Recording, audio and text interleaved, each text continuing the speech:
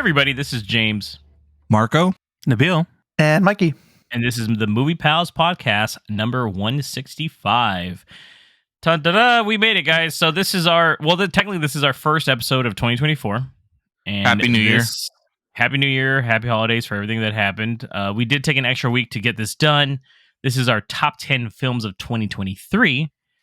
We do this one annually, and every year Nabil looks like he is dying more and more inside every time. I guess. God damn, Nabil, give me a little smile there. There it is. There's Make it through the year. You know, we're trying to refresh and restart. Takes just a while to get ready for Oscar movies in about 3 weeks. So, yeah. Basically. So those are some of our highest rated episodes. So we have to do them. Anyways, going back to this, we're going to be going through our top 10 films. We're going to do it in a format similar to last year. Obviously, Mikey's the newest member, so might go a little bit longer than last time, but it's going to be our 10 through 2 honorable. We got 3 honorable mentions here, followed by our number 1. Then we go over kind of an outro with some like most surprising film, most disappointing film, worst films, movie moments, and most anticipated film of 2024, etc. So what we're going to do here is we are going to also, after that, as we talked about before, we have a new segment that we're going to be announcing, and Nabil will actually be announcing a movie for all of us to watch. We'll get to that when we get to that at the tail end of the podcast. So without further ado, let's get into the top 10 films of 2023. Time. Guys, right off the bat, 2023 had some hitters, I think. I don't know if you guys agree or not, but I felt like I feel like post-COVID now, it's taken a while to get back into that rhythm of just some really solid hits here. What did you guys think about 2023 in regards to film? Start with you, Nabil. I think there were some really good entries this year for films. Like a lot more though than other years. This one felt like there was an event to see a movie. Like there was a good handful of things, especially during the summer, as we know, like Barbenheimer and some other stuff that happened. But I feel like this year felt more like we all want to go to the movies and go together, whereas the previous years it still felt like it was muddling through. So I really felt that there was a lot more connection and interest in wanting to go see movies, even if some things disappointed us more than others. Okay, what about you, Mikey? Yeah, I mean, I do think there's like some, people want to go to the movies. They don't want to see it at home anymore, or I should say more people, because people are still watching stuff at home. But in the past, I called them COVID films, but you can kind of feel like the movies were limited on what they could do. And I feel like that limitation has kind of gone away, and the movies are more complete now, and they just feel like actual movies now than what we got in the last few years. And there was events, obviously, like Nabil was saying, Barbenheimer was a big one during the summer. I kind of feel like that was like the revival of film in the theater. So I thought it was a good year. There's a lot of stuff too, like a lot of different genres are just like kind of making it a little bit more mainstream. So I hope that kind of continues on this year and to the future. But I thought it was a good year overall. That's great. Yeah. What about you, Marco? Oh, I think it was a great year in film. 2023. I kind of agree with you, James, where it kind of feels like we're kind of back to form post-COVID, where there's kind of like also what Mikey and Nabil were saying, there's more variety in films. There's a lot. It feels like there's a lot more that were released now. Like the studios are flexing again, saying, "Hey, we're back, baby." There's less options for streaming too. They were very cautious about that, and they're letting movies breathe in theaters now to the point of even extending releases as well, which I think helps. Movies that released in streaming that they said, hey, you know what, we're going to release this in theaters too. So that's also pushing people to kind of go out and say, hey, you can come out and come see it in theaters. And obviously Barbenheimer, dude, there hasn't been a big major event like that in a while, not since probably Infinity War, which, speaking of, I think the superhero fatigue has finally hit people, and they're willing to actually go see other films now and say, I want another flavor, man. But I think it's a good thing. Solid year. It was actually really hard for me to take off. I always do these lists by I have a main one I go off of, but I don't really go off of that on my Letterboxd. I actually go back throughout all the movies and I list them all. And I had something like 45 movies, I think. And then from that point, I kind of worked my way back to like thinking of how I felt during that time, and if this is something I'd watch. I think that's like my way of making my list too. Is kind of like replayability is a big one for me this year. And I think even though there were a lot of duds this year in 2023, I think there was a lot of great films, great cinematic moments, a good mix of indie films, good mix of even action films too. I think there's some really solid films in this list. I think for the most part, like you guys said, yeah, the Barbenheimer thing was big. I disagree. I think the last big event was probably Top Gun 2. So that was last I was year's. thinking the same. Maverick. Yeah. Oh, that's Top Gun- right. Yeah. Top Gun Maverick was probably the big event of 2022. So I it stand was nice corrected. to see it kind of back. No, I know. It's just the Avenger stuff clouds your mind. It clouds your judgment. Clouds your judgment, it does. But yeah, solid film. I'm actually really excited to see what you guys have chosen. It's always surprising. Every year, somebody pulls in something random that maybe we've never heard of, or Nabil does Hobbs and fucking Shaw. But outside of that, for the most part, it's a pretty solid list. Still enjoy that film. It was great. Yeah, I mean, hey, once again, You'll I don't never try to live it shit on down. the guys' picks. I'll just be nice about it, how I shit on it. I'm like, oh, that one, huh? That's cool, I guess. Ugh. So, Good job there, big guy. yeah, hey, that's cool. You wrote that in crayon, I noticed. For Ted. That's nice. That's kind of weird. But yeah, let's get into it then, guys. Let's one thing before we get into that. I kind of talked about how you picked. How did you guys choose your list? Was there any particular way that you did it, or was it hard for you guys too? Or was it easy? Was it like, hey, I got done in 5 minutes? I took like an hour and a half, 2 hours to pick mine, like finalize my shit. So, what about you, Nabil? Let's start with you because you have the most dead eye stare. You're starting to scare me. It's the gloves.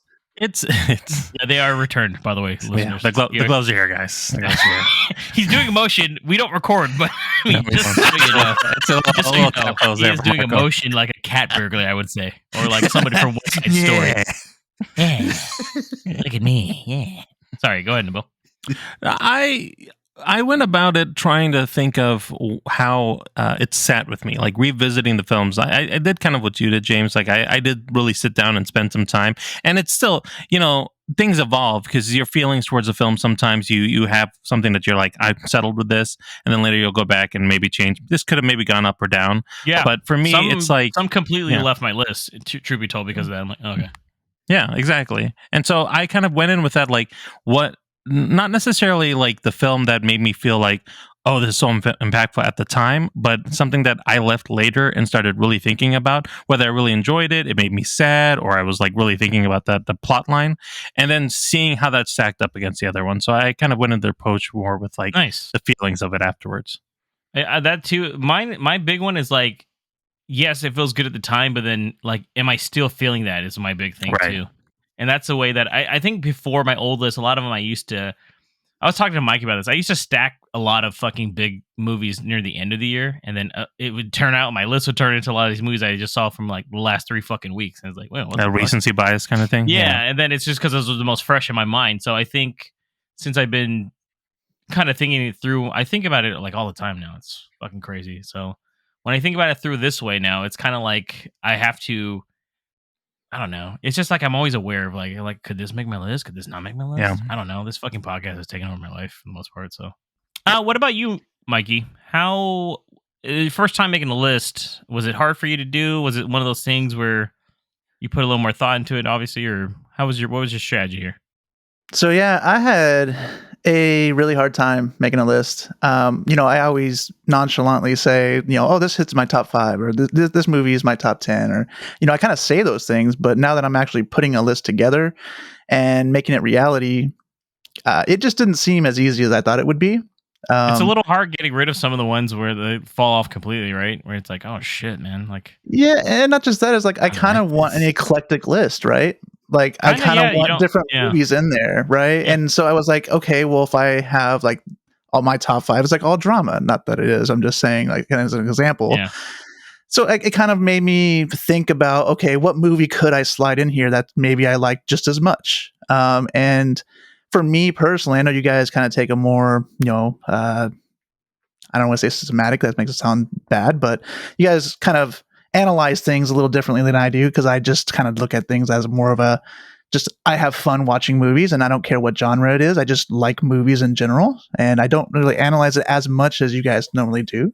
But having to go through and kind of put these movies together kind of made me think that way. Kind of made me, kind of analyze Gonna each. have to. Yeah. Yeah. So it was nice. I kind of took the approach of, hey, kind of what Nabil said. Hey, did it stick with me?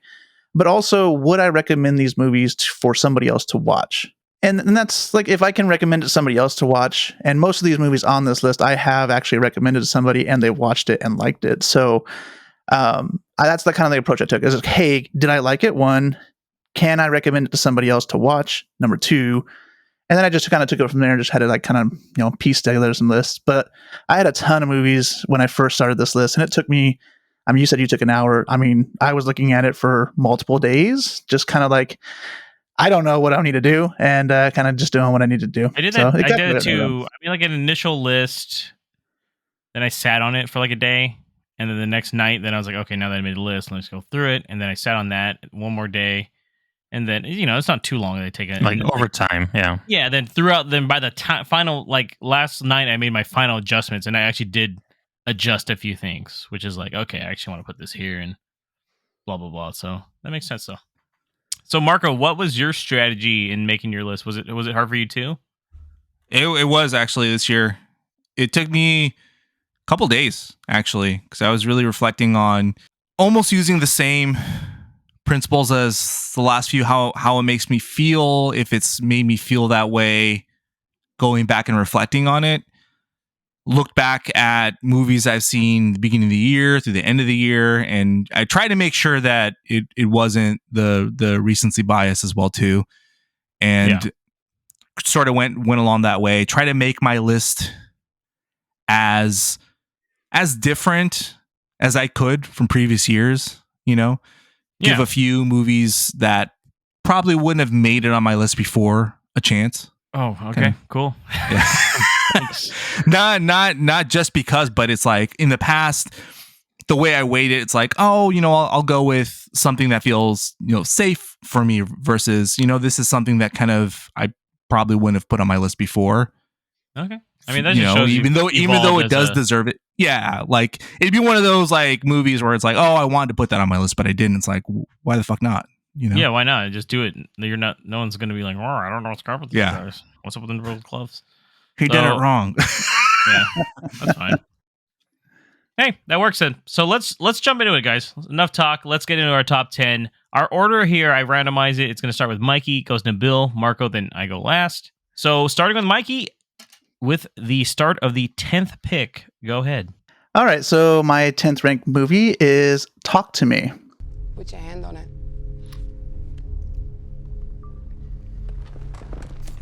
Not like hold it.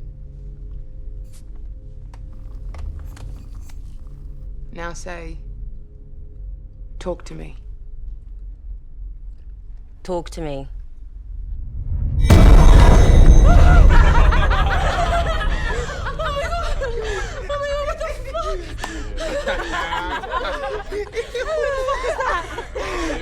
What's that? I don't know, man. It's different every time. Hey, you signed up. You volunteered. Mia, stop. No, you didn't do it right. You gotta say I let you in. No, I'm flipping out. Seriously, Mia, shut up. No, someone was sitting there, I swear to fuck.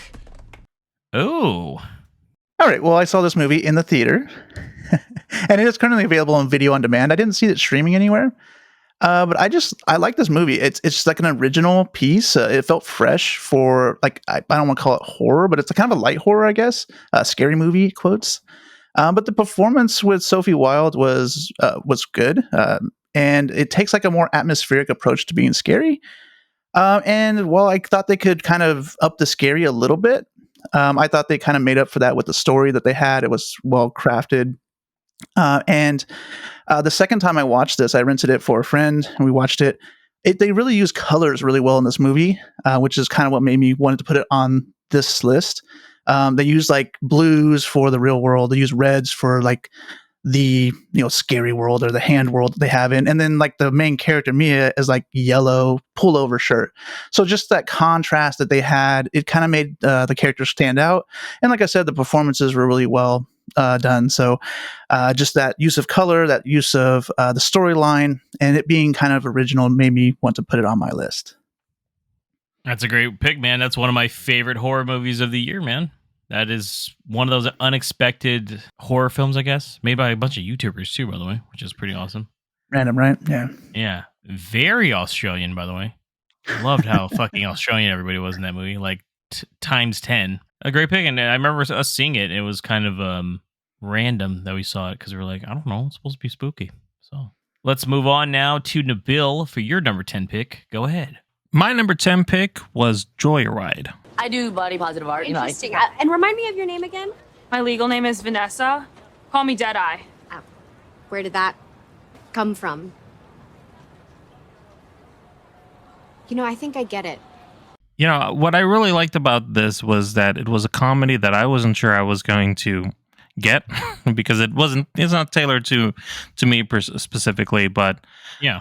The film just really leaned into its goofiness with all the different characters in there, the kind of blossoming friendship between the four women that's in there.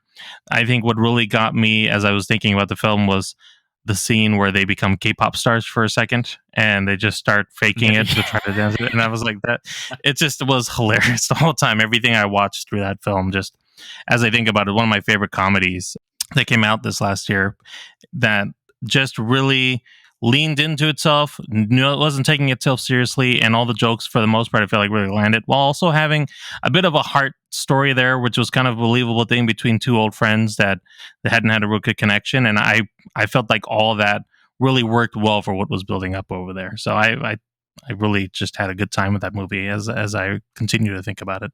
That is an interesting pick. Fucking Nabil consistently coming back with a fucking 10. Sorry, Mikey. No, I thought it was a good movie as well, and not only the friendship part too, but like there's a whole storyline with her family, right? I mean, that's kind of the what she's getting into. Very deep. Remember that? Like I was like, Jesus Christ! Like, there's layers to this movie. I liked it. Geez, me and Mikey saw that one in theaters too. So that was one of those movies where probably the raunchiest comedy I saw all year, probably. If I can say that, like out of all the comedies that I saw, like that is definitely the one that is like kind of hit over the top.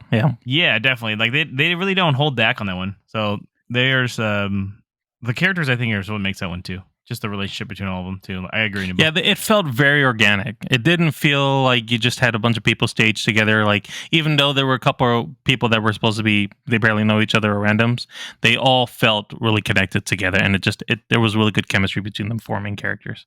Yeah, and like Deadeye, by the way, the character Deadeye just fucking she's fun. Kiss. Yeah, so good pick, man. Very interesting. Marco, what is your number 10 pick? My number 10 pick is Saltburn. Very nice. Saw this one in Brendan in Vacaville with Sonny, friend of the pod, and really thinking about it. I mean, we've obviously talked about this movie here. It just really stuck with me, man. I enjoyed the experience of watching this movie unravel, having seen no trailer prior to watching it, and I think that it's an amazing thriller. I like the mystery of the main character. I like the little twists and turns it brings you through, and overall, really it was the experience, the shocks and ahs in the movie theater as certain scenes unraveled, the risky scenes, obviously the bathwater one, which has been memed, and it just made it memorable, and not just because of that, but the movie was actually filmed really well, acted very well, script was great, and the storyline just really stuck with me. I felt that it had many layers to it, and because of that, it made it on my top 10. No, that's good. Oh, by the way, Nabil, I forgot to ask for Joyride. You saw that in theaters, right? I did, yeah. Okay. And then cool thing about Saltburn is that it's picking up some steam. You guys notice that lately? A lot of people have been telling me about it. Like they don't, because they don't listen to the fucking pod. So they're like, "Oh my god, have you heard of this movie Saltburn?" I'm like, "Yeah, we just did a fucking review on it. What'd you think about it?" And then I'm like, they think I'm pretentious. I'm like, "I don't know. Listen to the pod and you'll hear." As I put my monocle away, I don't know. Keep giving me that haircut already, please. Listen to the radio. Even my niece We're was like, on "We there." heard about Saltburn. You guys think it's cool or something?" And I was like, "Yeah, I think it is." Anyways, but a lot of people, because it's on Prime Video now, so Yep. Ah, awesome pick, Marco. Yeah, we talked about it in length on our last pod, so obviously we all have our opinions on it. But yeah, I think that was one that was actually very worth going to the theater for the experience alone. that was Yep. definitely a good Agreed. experience to see in the theater. Because Nabil, I saw it with Mikey once again. But Yep. Nabil, you obviously, there were gasps in your theater, I'm assuming, during There Saltburn, was, right? there was definitely more than a few surprising moments in there that people was just like thinking in their head, who could do this besides Marco? And we found him. I just I like mean, the dead-eye stares from him, too. What was that, I think Mikey? I was just gonna say, I think the best way to describe this movie is memorable, right? I mean, it just Yeah. has scenes that you cannot forget, and it has performances you can't forget too. Everything was well done. So Yeah, definitely. That's on to me now. My number 10 pick is the movie Tetris. So I saw this back in April on Apple TV Plus. I was going through a weird time with my job at the time, and I was like, every day, I was like, am I going to have a job or not? So it was a refreshing movie. It's I don't think I've ever mentioned it. So this is one of those few times where I can tell you guys it's about the origin of basically how they got the rights to Tetris for the United States distribution. Basically, it's a movie. It's told in a way that's very cool. I like the style of it all. There's a lot of 8-bit and 16-bit kind of graphics inserted into it. Taron Egerton is the main character, and I think he's one of the more underrated actors lately. And I thought he did a solid job. It was just a really fun film. There is a car sequence near the end of the movie that plays a Russian version, I think, of Need a Hero or something like that. And it's just amazing. Like the fact that this is one of the movies that I saw like quite a while ago, obviously, like 8 or 9 months ago, and it's still stuck with me. So very fun film. If you're even like remotely into, I guess, I don't know, I hate to say like retro gaming, I guess, from the 90s, late 80s. This is one of those things that would probably fit up right at your alley. It's a kind of a cool little story about how they, the battle between Russia, United States, Nintendo, and Sega. And it's a very worthwhile film. It's one that I've recommended to a lot of people. So that's my number 10 pick. Solid fucking choice, dude. And yes, that car chase is intense and hilarious all at Yeah. once. I think it's because the size of the cars, like here in America we're used to big cars and everything, but in Europe and obviously in Russia they're like smaller cars, so it just makes it that much more interesting and entertaining. And yeah, I agree. Egerton is just an amazing actor and definitely needs to be in more roles. And the way that they integrated 8-bit graphics in certain scenes as they're explaining things, as they're going through like the history of someone's story, I think just made it that much more entertaining. yeah, they do a few of the buildings, right? Like they have the buildings like 8-bit, and they go to the real world kind of transition. Yeah, they kind do of thing. that. Yeah. They do a lot of they even do little cut scenes where it's like, oh, this is what it would look like if it was on Nintendo or Super Nintendo, and then no, it's real life. So it's really fun movie. So one I think a lot of people passed up on, but solid. Mikey, let's get to your number 9, buddy. All right, so my number 9 film was Dungeons and Dragons: Honor Among Thieves.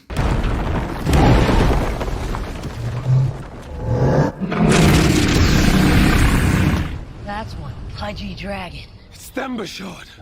He must have found a new den. Did he eat the last one? Nice. So I saw this in theaters as well.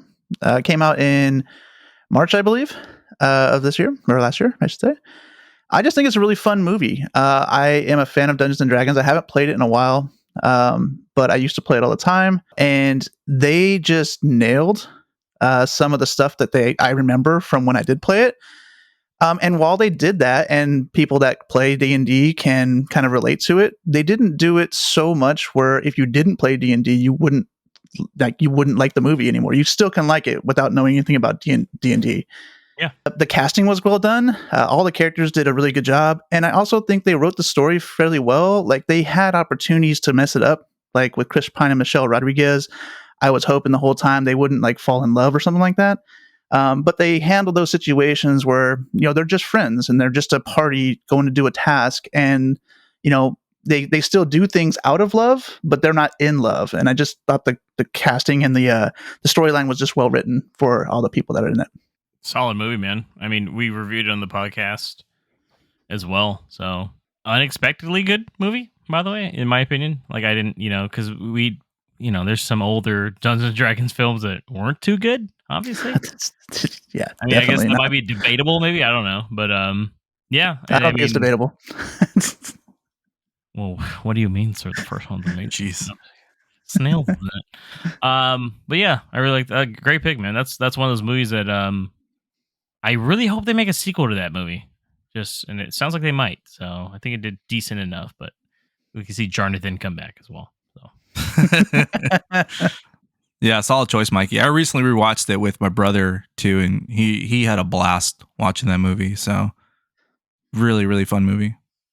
It's also on Paramount Plus too. For those of you that have not seen it, it's if you have that streaming service, it's available. So nice. Okay, so Nabil, what is your number 9? Well, funnily enough, mine number 9 pick is also Dungeons and Dragons. Oh, look at that! We got a double. No wonder Nabil's like, yeah, Nabil's being real quiet about a movie I know he's fucking seen. Okay, so yeah.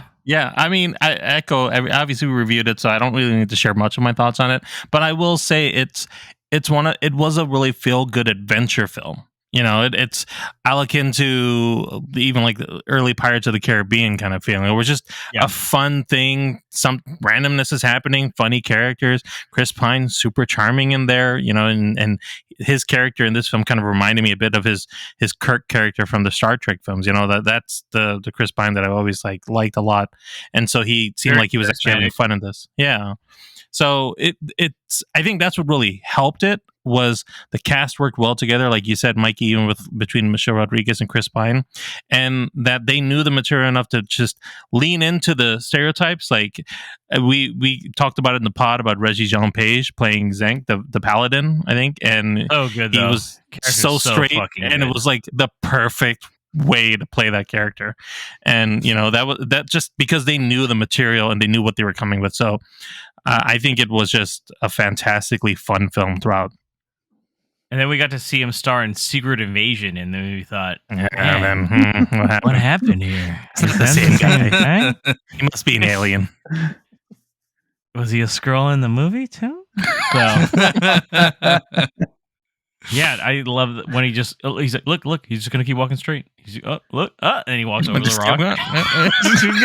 I was like, damn. God, if they do a sequel, he's got to be in more. Too. Yeah, definitely. Oh, yeah. Did he Very eat nice. the other dragon? Sorry. Yeah, the big one. Good pick, guys. Random. Once again, we don't know each other's picks. By the way, I don't know if you mentioned that or not, but so this is all totally random. So, Marco, what is your number 9 pick? My number 9 pick is also Dungeons and Dragons. No, I'm just kidding. No, sorry. Sorry, I wanted to get you guys so bad. Sorry. I was like, no fucking way. Kind of said a lot already. My number 9 is John Wick 4. Nice. I saw this one on Vudu with my brother in December of 2023.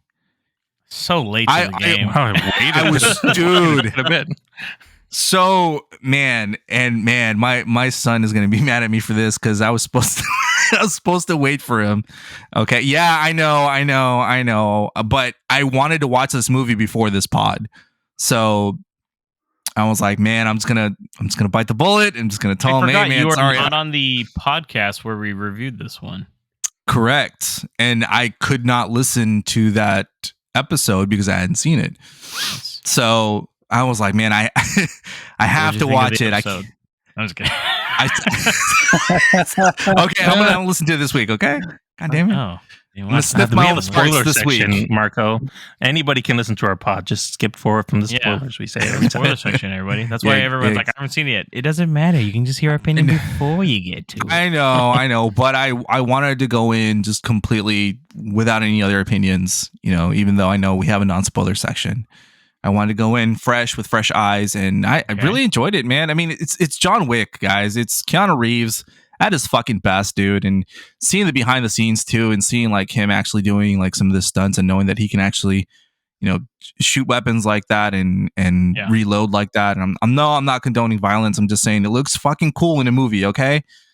So it was, I think, a really good, I guess, a bookend to a series, man. It was epic. It was action packed. It if you've stuck around with these characters, it got you a little bit in the feels for a over the top action movie. As good as it can, and it was just filmed so fucking beautifully too, man. And I was just so enthralled in this movie, even though it's like a damn near 3 hour long fucking movie. I thought it was epic.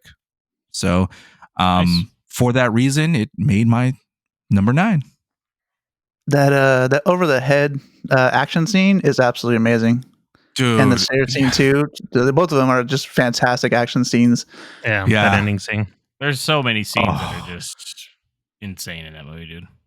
Yeah. The dropping man, out of a 4-story building and landing on a car and walking away, I just fucking I'm like, dude, are these suits made out of armor? What the fuck?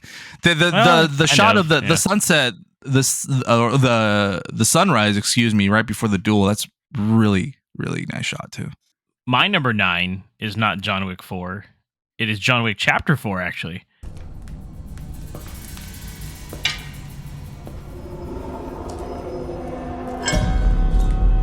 John? Kane.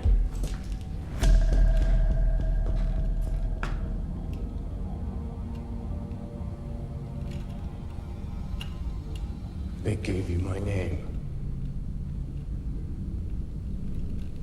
Yeah. I'm sorry. Me too. So I also chose the same movie. Marco? Oh, we got 2 Oh doubles. shit! It's a double. I saw this quite a ways ago, though. This is probably my oldest film.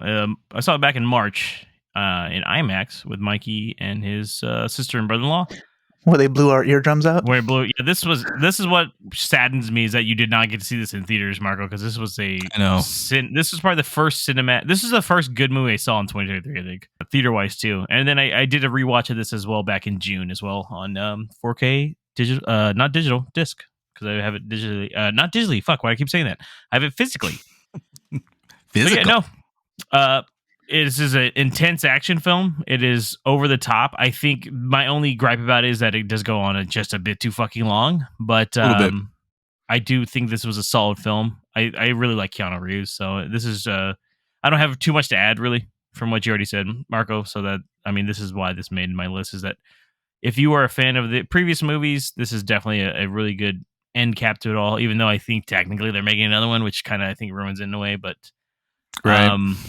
Hey, I get it, but for the most part, it is one of the most intense. But my reasoning in putting it in is purely because the theater experience watching this as well was absolutely fucking insane. So the sound alone was like him punching the beginning was blowing my fucking eardrums out. I remember, and that was like 2 minutes in. I was like, we're gonna have a problem. My watch was telling me like, hey, are you in an area where you're any more longer you're gonna get permanent ear damage? I was like, I guess we're getting permanent ear damage. I just remember the old lady on the right hand side of us that was the whole movie was covering her ears with her hands and still could probably fully hear the movie. She was like, "It's so loud in here." I'm like, yeah, she wrong was almost movie to be crying at doing the that. beginning of the movie. It was hilarious, but Like also wrong movie. Wrong. Yep. So, Whoopsies. yep, that was our number 9s. Solid list so far, guys. Let's move on to number 8. Mikey, start us out. Well, my number 8 film is Tetris. Mr. Stein, please, hold on. What happened in there? It's complicated. You don't control handheld rights? I didn't say that. I said it's complicated. Well, either you do or you don't. What's so complicated Have you about ever been in Moscow, Mr. Rogers? Have you ever negotiated with the Soviets? Do you know what it feels like to be in a country where everyone is watching you? No. So don't tell me what is and what is not complicated. I'll pay you $25,000 to secure me worldwide handheld rights.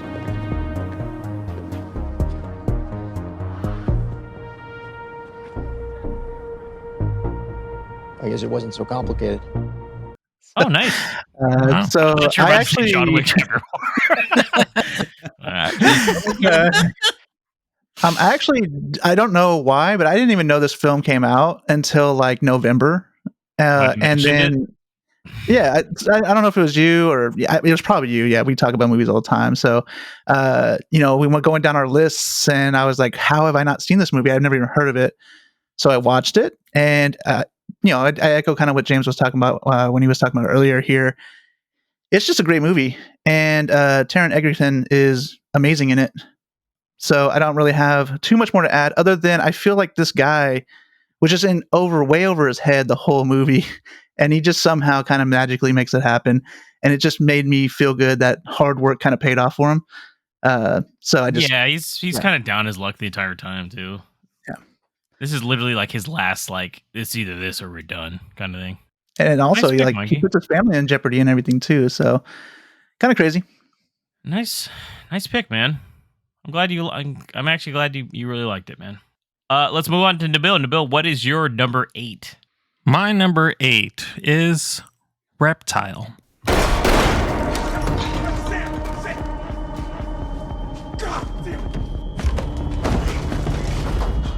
Are you hit? No. He's got my gun.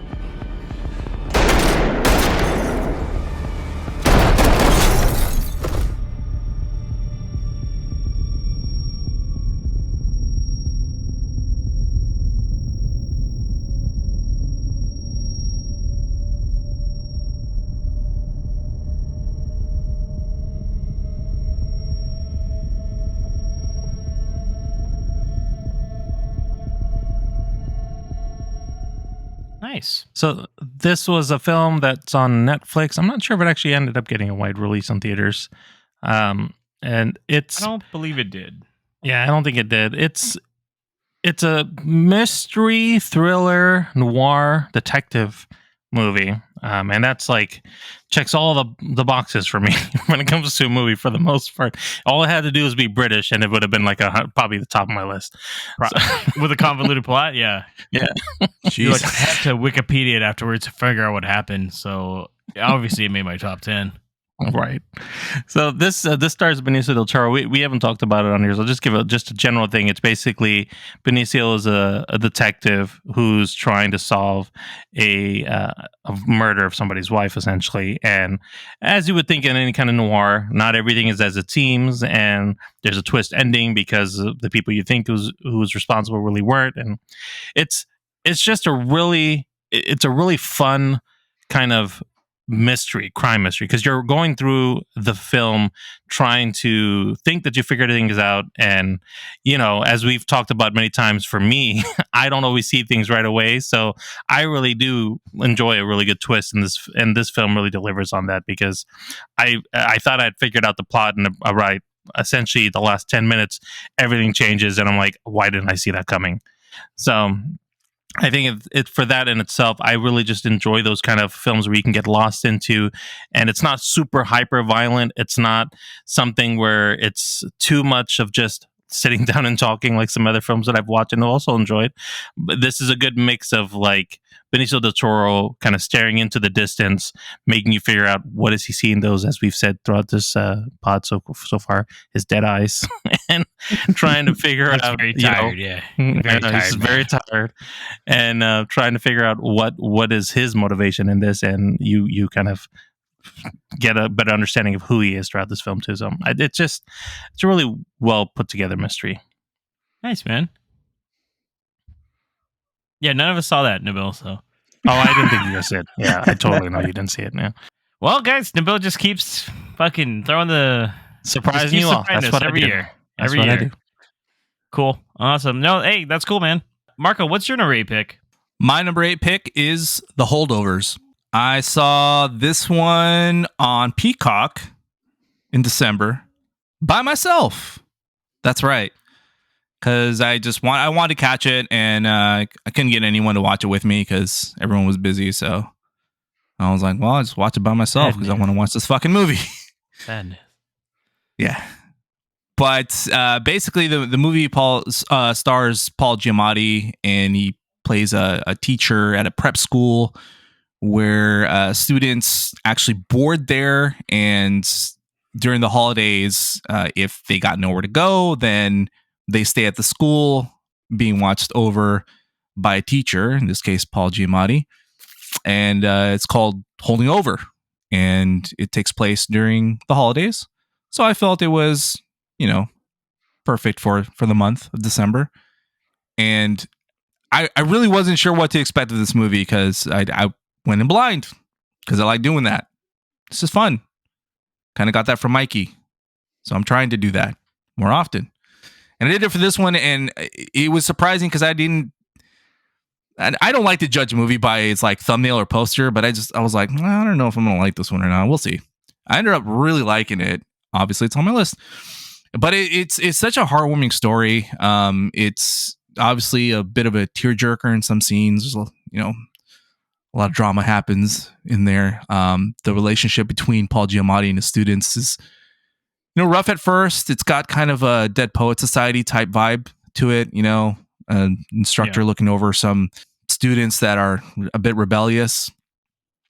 Although not really a spoiler, but it really mainly focuses the relationship between him and just one main student named Angus. And it's fun to see them kind of be at odds throughout the movie, and then every once in a while find some middle ground, only for them to just go at it and start bickering again. It's kind of a unique and interesting relationship that they go through, and in this they find more and more common ground and learn from each other. Now there's a scene that takes place in a mental ward that just fucked me up. It just fucked me up. Like I had to pause the movie. It was like Niagara Falls, boys. I was like, fuck. It obviously had to Jesus do. Christ. Dude, obviously, it obviously had to do with a father. So anything that has to do with, dads or fathers, it starts tugging.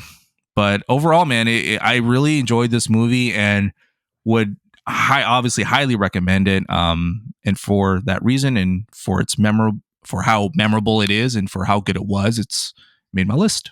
Nice, man. Yeah. Whoa, double jinx. Yeah, I will say though, I mean, this, you said you saw it by yourself, and there is a lot of like things in the movie where they talk about their own loneliness. Like I can remember Paul Giamatti saying that he basically just never really celebrates Christmas because he's by himself all the time. Mm-hmm. So it kind of fits the theme too of the movie. That's very true. I felt me and Mikey saw this one in theaters. So this is one of those random ones where I was like, hey. Because nowadays I try to get ahead of Oscar season because I just got a feeling sometimes, and I'm like, we either see it now or we're gonna fucking just see this motherfucker, dude. No, that's a solid film, dude. Well, Giamatti just won the Golden Globe for it too, and the lady too, won for the best supporting actress, for comedy musical. So we'll see how that plays out. I mean, I take everything Golden Globes with a grain of salt because they're pieces of shit. So yeah, great pick, man. My number 8's not as deep as Marco.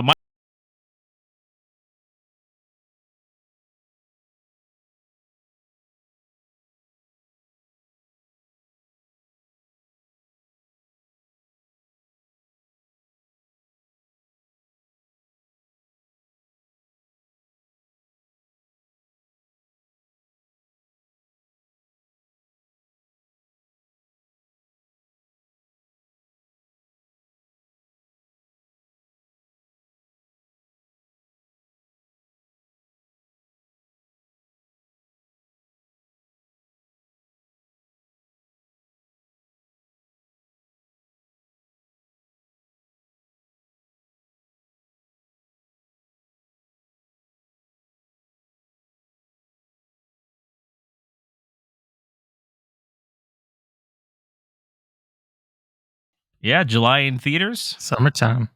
Yep. Went and saw it with Mikey. I took my dad to go see it too. We've already done a pod on this, so you guys know it's just one of those movies that is just intense. It is a Tom Cruise. Just he does not miss, man. He's a madman too, apparently. So he's just, although not as good as previous, more recent Mission Impossibles, in my opinion, I still think it is one of those movies that sticks with you still, just because it's like, fuck, man, this movie took so long to even come out. It got delayed so many times. It was filmed during COVID, and just finally getting to it. There's a lot of great moments in it. I love the little chase scene where he and the other agent or the chick are handcuffed to each other in their little mini car, the little whatever the fucking Fiat or whatever it is, and they're just going through Italy, Rome, and just shit's going crazy. The train scene at the end's awesome. There's just a lot of great moments in this one, and I think it's setting up for a sequel too that's gonna supposedly top it all. So it's like, okay. So as a big Mission Impossible fan, as everybody, if you listen to our pod, you know we've gone through so many marathons of these movies. All of Tom Cruise's haircuts. Yeah, we've seen them. Yeah, every one of his haircuts. He switched it up a little bit on this one. He went back a little more classic, but I liked where this went, where the characters are evolving to. It was an easy pick to make this my number 8 movie. Solid fucking choice, dude.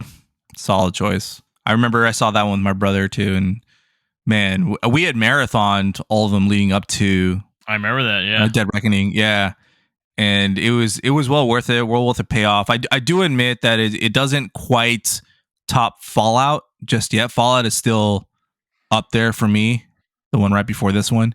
Yeah, but still very solid action flick, and all those scenes that you mentioned are definitely up on my faves for that movie. I just like the bad guy too.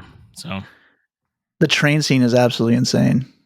The whole sequence is just crazy. Yeah. I mean, that car chase scene, like you brought up, James, like that went on for a while, and that just was an excellent car chase scene. Dude, it's just everything is just shot so fucking well too, man. That movie. Just they really. I like that they spent. I know we've already talked about this, but I just want to reiterate that I like that they spent a lot of time with those set pieces because I know they're changing the title because of box office or whatever, but they knowing that it was going to be a sequel, they spent time on those sequences for quite a bit, so you got to really be in it, and that kind of reminded me a lot of the European films, like like The French Connection or The Bourne Legacy or something like that, or Bourne. Those kind of things are just that same feeling of those scenes were just allowed it to breathe, and that's what really made it fun. I agree. Yeah, definitely. All right, time for number 7, Mikey. What do you got? So my number 7 film is Saltburn. And Marco kind of already went over this here, and we kind of talked about it a little bit here. But I kind of echo everything he says here. It's just a well-crafted film. The performances by pretty much everybody in the film is top-notch. And it just had so many recognizable, like memorable scenes. It's hard not to put it on your top 10, at least in my opinion. I did watch this with somebody else just because I wanted to see the reaction to some of the scenes that are in the movie. I just think it was hilarious when they're not expecting it. No one's ever heard of this movie. At least when I recommended it, no one's ever heard of it. So we watched it, and it was just golden, the reactions that I was seeing out of the people. So it made it that much more fun for me to recommend it. So I really enjoyed this one, as I guess Marco did too. So bravo, great movie. Right on, Mikey. We were technically ahead of the curve, guys, if you think about it now. It was trending on X or whatever last week. If only they listened to us. Exactly. Stupid movie friends. I blame them. Nabil, what's your number 7? My number 7 is Barbie. It's one of the things you talked about, it being kind of the event of the year, and I think that might have added it to my enjoyment of the movie. But the film itself was just a fun time. Going through it and listening or watching the silliness of it all. The casts were all really spot on. I mean, Ryan Gosling, Margot Robbie did really well, but if I have to say anybody, Kate McKinnon still stole the show. But I also just think that Greta Gerwig as a whole is just a really good writer, and she knows what she wants to put on screen. And I really just enjoy her directing. And even with a film like this, she made it her own and made it enjoyable to watch, just with the whole story as the plot line as a whole, with Barbie trying to figure out who she is, that, and with Ken having an existential crisis, all that really worked well. It could have been hammed up, it could have been really kitschy, and something where it would have eventually just been a streaming thing that nobody would have thought of. But I think it's a testament to how just well the writing was between her and her writing partner, to what they put on screen, and how the casting was just kind of perfect to really make this film feel just like a fun time, and again, not taking itself too seriously. Excellent fucking choice, Nabil. Nice, Nabil. I don't know what to say. I agree with what you said, though, man. It was the experience of the year, man. Like, you'd still go, a month after the release of the movie, and you would still see people dressed up, ready to go see the movie. Exactly what they were going to go see. So, and in a way, it helped to bring people to the movies, and I don't know, sort of a welcome back to A Night Out at the Movies. Marco, what was your number 7? My number 7 is Flora and Son. So this movie is a John Carney movie, and I don't know if Nabil or Mike would agree, but James and I are a big fan of this dude's movies, and of course, when I found out this was one of his, I had to see it.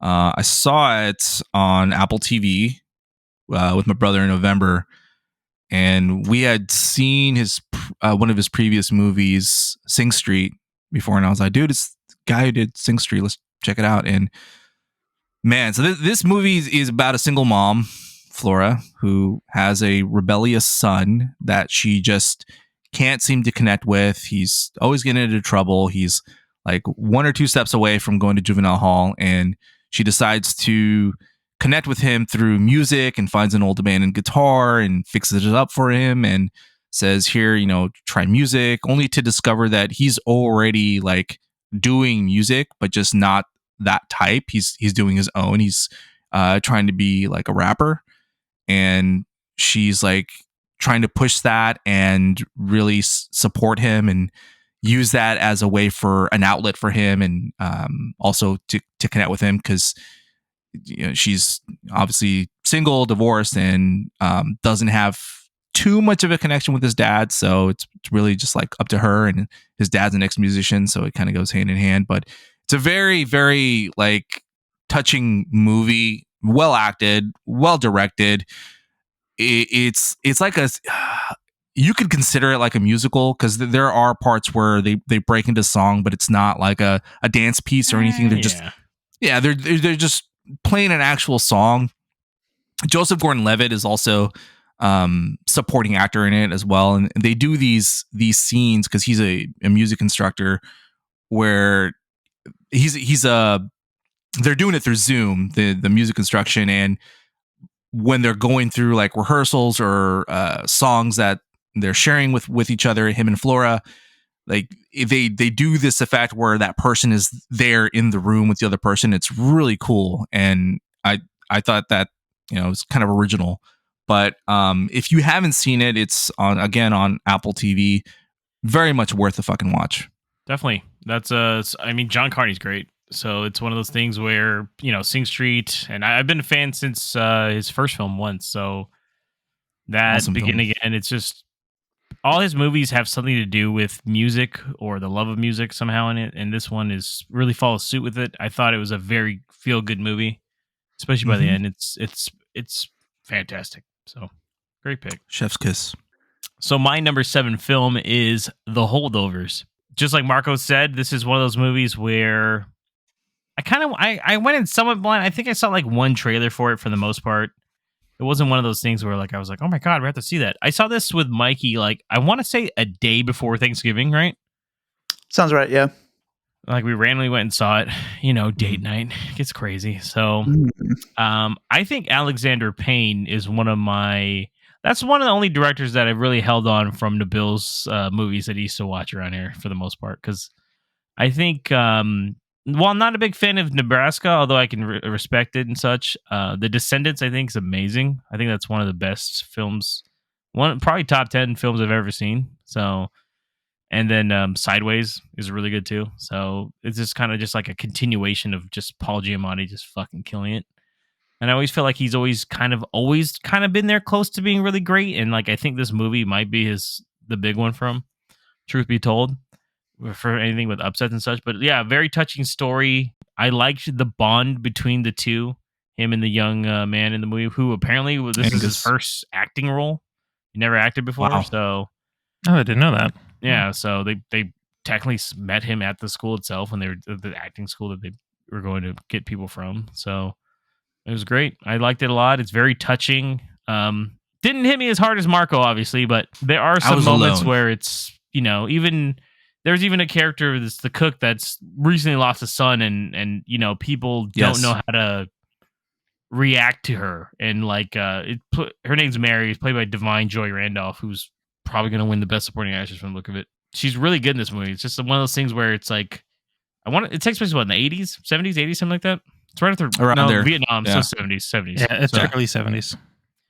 And I just liked it a lot, man. And Paul Giamatti is just like this fucking Scrooge kind of guy, but it's weird. Like Family Guy says, He keeps it real. He has a heart of gold, though, deep down. Yeah. He's that post office guy. Like, oh, well, that guy gave his whole paycheck to the fucking orphanage. Oh no, right?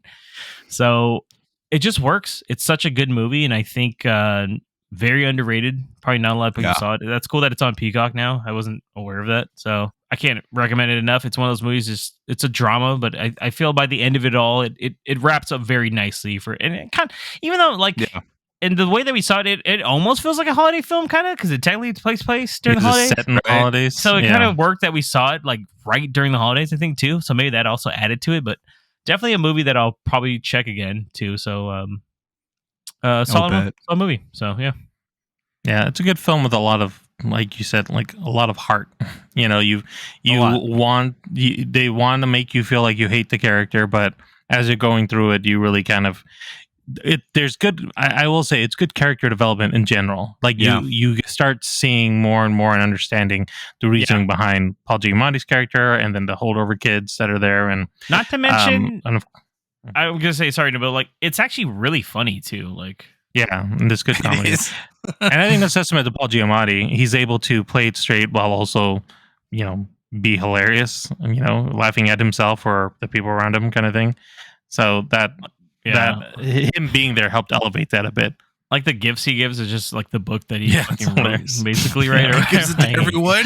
He's like, yeah, you got a book too. And they're like, what the fuck? Like, just when he's just fucking trash and he fucking farts right before he's in the bed. I don't know why. I'm a fucking kid, that's why. So stupid. He farted. Oh, man. Cool. So those are our number 7s. Let's get into our number 6, Mikey. What is your pick for 6? Looks like some of us are in sync here because my number 6 is Flora and Son.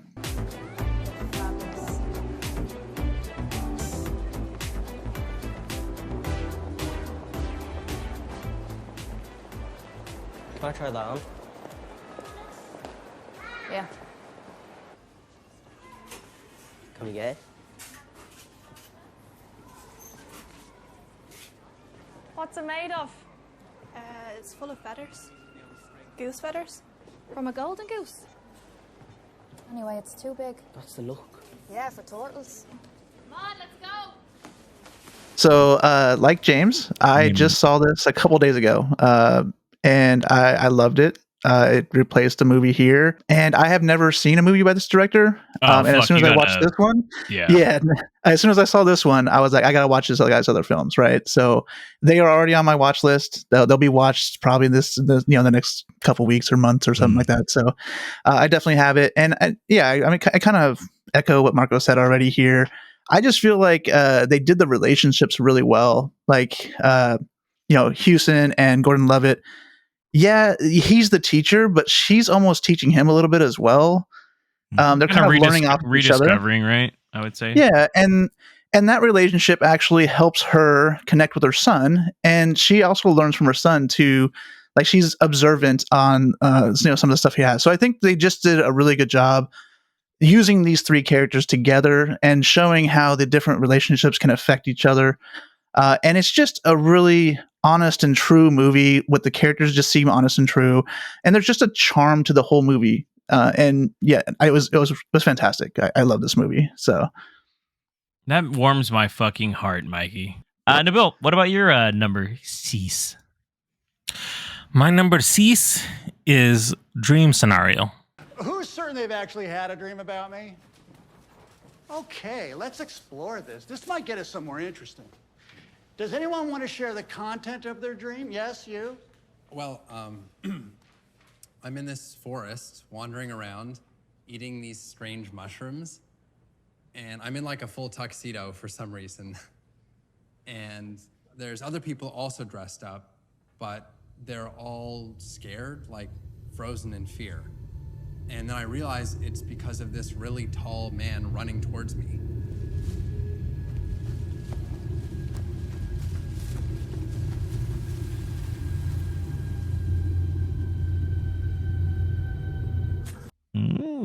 So this is the Nick Cage film that came out earlier in the year. I saw this in the theaters when it came out, and it's a Nick Cage film, and it's a weird film, but it is enjoyable. There's a lot that happens, and none of it's explained. You just kind of go with it, and Nick Cage does a great job of like grounding you while at the same time making you feel like everything's surreal and not understanding why. And he does what he does best. The film itself has it's just a very interesting premise. Again, they don't explain why it's happening, but you get to see a man who has nothing or is living a remedial life, and something happens where he's suddenly kind of getting a bit of attention, and I feel like in a kind of realistic way, something that he kind of takes advantage of for a little bit and gets caught up in the storm. And it's just very well done. You connect with him while also feeling very disturbed by him. And there's a lot of tense scenes where you just kind of sit there and you're like, what's about to happen? I don't know if I feel comfortable. And then you kind of just pass on to the next thing and you just start moving. So it just, even now thinking about the film, it is just very odd and it sits with you. There's a good cameo with Michael Cera in it, who plays like this ad exec or something like that, which he's just hilarious in this film.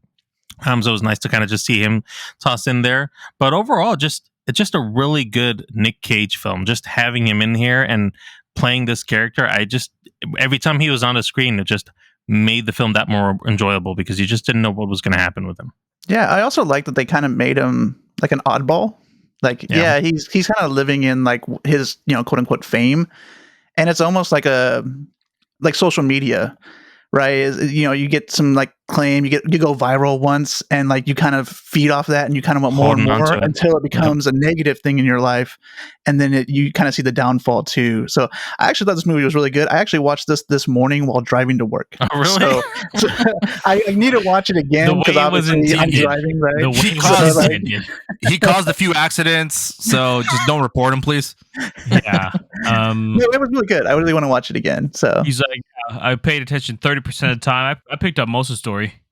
He did it for the love of cinema, guys. I can't believe it was a Star Wars film, bro. Wait, what? He's like, Swerve City, let's go. Dude, he was all like going in another lane. He's like, oh shit.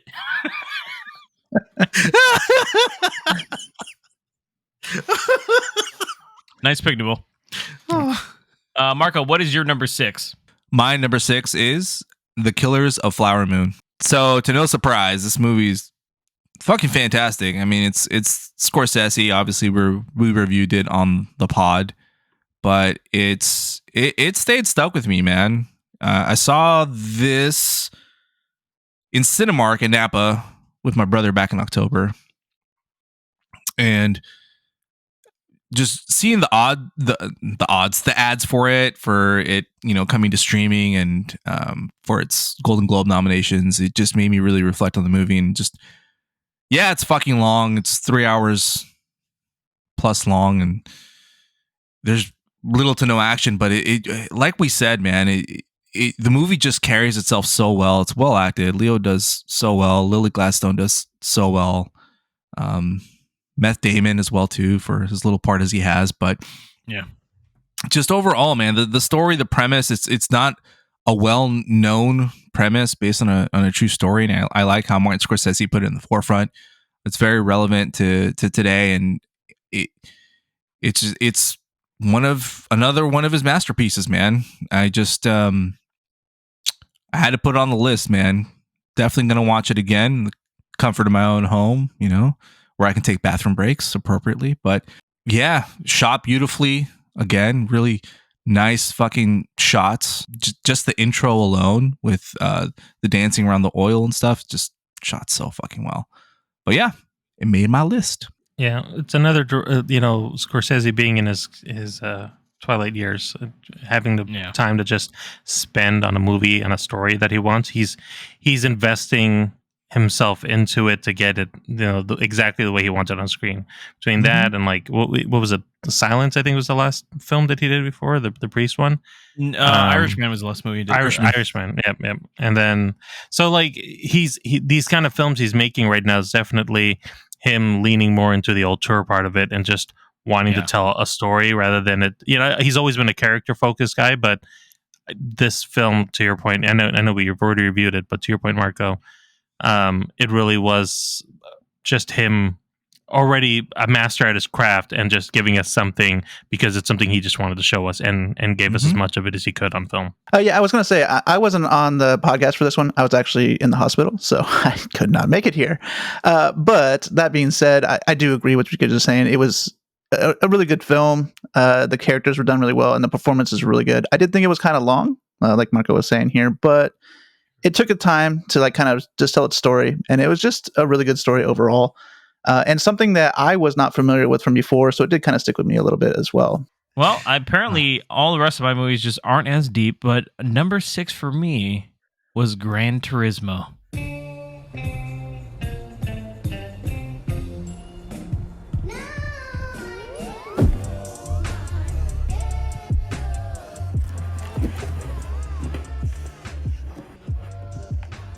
Yes, how's it looking?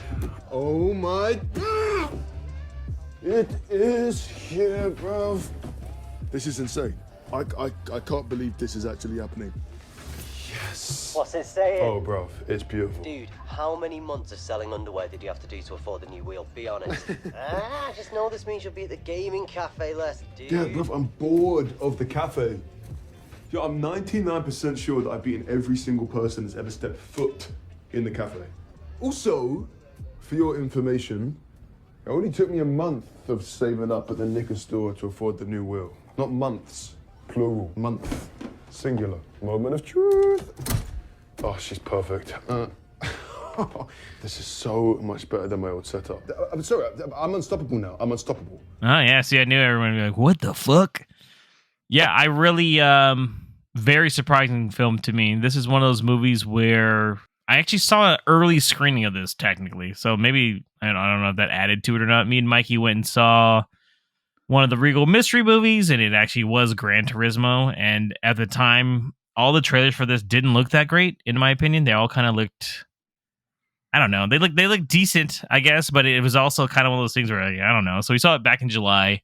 I guess I can't really count Neil Blomkamp at. Like, great director, random movie, right? You would never think Neil Blomkamp doing a fucking Gran Turismo film. But this worked for me. I liked this story. It's based on a true story. I really liked the actors, man. I thought, not to mention, Orlando Bloom is kind of more of a minor character, but we got Archie Madekwe, who is John in this one. He also shows up in Saltburn later on in the year. And then it kind of just fucking worked for the most part, man. I don't know what to say. It's one of those movies where it is very, touching, a lot more touching than I thought it would be. Jimon Hansu is his father in this one, and there's a scene later on in the movie that is just pulls at the fucking strings, because it's just finally them bonding and realizing what dreams can become and shit, and it hits pretty hard. David Harbour is really good as the coach. I think he's really good in pretty much everything except fucking Hellboy. So for the most part, this movie just works. The racing's really cool. I thought the racing sequences were fucking awesome. I'm kind of a sucker for racing films, so that aren't Italian apparently. But so for the most part, this one worked. One of the most surprising movies of the year for me was Gran Turismo. So I really liked it. I saw it twice. So that's another one. So that's my number 6. Yeah, I'll say I agree. I think it's better than it deserves to be, to be honest, for the type of story it is.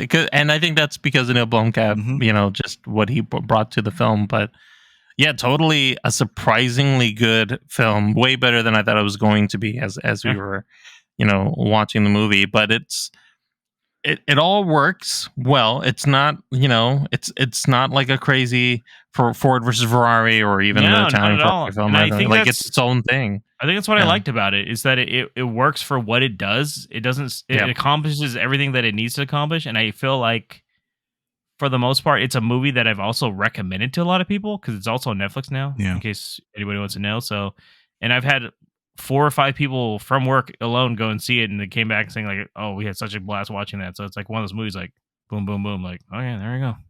So, and I agree that the trailers really do it no justice. It's a terrible trailer because the movie really is fantastic and very fun to watch. And while it is a racing film, I feel like it, like you guys were already saying here, the relationships and the performances from the characters really kind of pay off.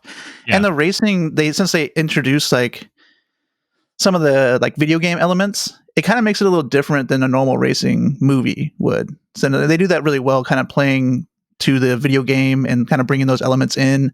It plays well to what they try to portray to the viewer. So, Mikey, started us up for our last half here with number 5 for you. So my number 5 film was The Creator. So I saw this with James in the theaters, and I didn't see it streaming anywhere. So I don't know why it's not streaming anywhere. Anyways, but I thought this was a really cool sci-fi film. I thought they kind of did a good job. I don't know. I can't talk right now. I'll talk too long. Well, hey, we get it. You liked it. Yeah, they did a good job doing world building, right? So they built this world, and they did a really just a nice aesthetic throughout the whole film. And then John David Washington, I thought his performance was pretty good as well. But it's really just for that sci-fi element. I really think that sci-fi films are really just like cut and paste, and this one just felt a little different to me. And I just thought it was refreshing to see something kind of new. And this kind of just hit it for me. I don't know why I liked it as much as I did. I seem to like it more than most people did, but I still recommend it to people. And the 3 people I recommended it to also liked it as well. So kind of resonated with me and some of the other people I talked to. Solid Mikey, movie in theaters too, by the way. Yeah. It's streaming on Hulu actually right now. Is it? Okay, cool. Yeah. Mm-hmm. Nice. Excellent choice, dude. Excellent choice. Yeah, I remember seeing this with you. We saw it back in September. Yeah. And it was, unfortunately, it was in one of those weird slots. Remember, it was only in IMAX for a week, which is fucking weird because all these other big movies were coming out. So they were pushing out all this other crap. So great sci-fi movie, man. This was another movie where I didn't think it was going to be that great because we'd been seeing the same trailer for like a year. And it was just like, okay, we get it. And Gareth Edwards' last few tries, I feel like I was like, I don't know. So, but surprisingly, very touching fucking movie too. There's several times in movies where I was getting choked up a little bit. I was like, oh God, what's going on in my life? This little android kid's getting to me. Bro, it was getting to me. There's a scene near the end where he's like talking to his wife, and I was like, fuck. So, stuff like that. But great choice, man. V emotional. Very. Nabil, Cinco. My number 5 pick is American Fiction. Here you go. Right. Yeah. Wait a minute. Why are these books here? I'm not sure. I would imagine that this author, Ellison, is black. That's me. Ellison. Yeah. He is me, and he and I are black. Oh, bingo. No bingo, Ned. These books have nothing to do with African American studies. They're just literature. The blackest thing about this one is the ink. I don't decide what sections the books go in, and no one here does. That's how chain stores work. Right. Ned, you don't make the rules. I'm just gonna put them back after you leave. Don't you dare, Ned. Do not you dare. So this film, I saw in theaters just recently, actually, a few weeks ago, and I have to tell you, I enjoyed it quite a bit. I really like Jeffrey Wright. The more and more I get to see him in things, the more I enjoy his acting. This film's trailers tell you nothing about what's really happening in this movie. It's giving you one side of it. Told you, right? Yeah. So once you really go into it and start watching it, like there's such a deeper story here that I just enjoyed so much. The family dynamic that Jeffrey Wright's character Monk goes into and having to deal with. A lot of things are happening, and he's also trying to navigate this little lie that he's put on into the world. I think it's funny. I think there's really good chemistry with all the characters. I really loved Sterling K. Brown in this film. I think he's just a great. He's fucking hilarious too. Goes crazy in this one, and it's fun. Yeah, I think it's just a really good time overall, and they really are leaning into some of the more eccentric, but maybe not so uncommon stereotypes of some of the people that they'd be interacting with within this film. So I really just, even now, still thinking about it, there's a line in the film that with a conversation between Issa Rae's character and Jeffrey Wright's character near the end of the movie that I really kind of think about even as I think was more poignant to think about as somebody who's, going through middle of his life right now or starting it at least. So I think it's just a very interesting tale. And though I was a little hung up on the ending, but I think that's more just me because my wife thought I was dumb, to say the least, of not getting what was happening. For the most part, I just really enjoyed what was being told and how it was kind of being portrayed about just life in general. That's Yeah. hilarious, by the way. Sorry, go ahead, Mike. You go first. No, I was just gonna say is like, I mean, they kind of played this off as a comedy, and it is. It's got funny parts in it, but it really has some heavy stuff in it as well. Yeah. I mean, his family goes through all kinds of crazy stuff, and then him himself goes through all kinds of crazy stuff as well. So it's like a dramedy almost. So it's a lot of drama and some comedy as well. It was a really well movie. I like this movie as well. I thought it was really good. I wasn't a big fan of this movie, but I do recall immediately right after seeing it. We saw this back in end of November. We got to see a really early screening because then the movie got delayed after this. I actually told Mikey Nabil would like this movie. Like exact words to him. I was like, oh, this is more of a Nabil movie. It's like, this ain't a movie for me. So Resonated with me. You got me pegged. Yeah. No, I know what you like. So I was like, yeah, this is a Nabil movie. So that's good though. I'm glad you got to see it because it's still, I think, only in limited theaters right now. So it's so limited, yeah. Yeah. Nice. Marco, what's your number 5? My number 5 movie is Oppenheimer. I saw this one at the Esquire IMAX Theater in Sacramento with my brother and my niece back in July. And man, this movie was a whopper. It's filmed incredibly. I mean, it's Christopher Nolan. Y'all know I'm a sucker for Christopher Nolan. Incredible movie, obviously. Biopic. Cillian Murphy.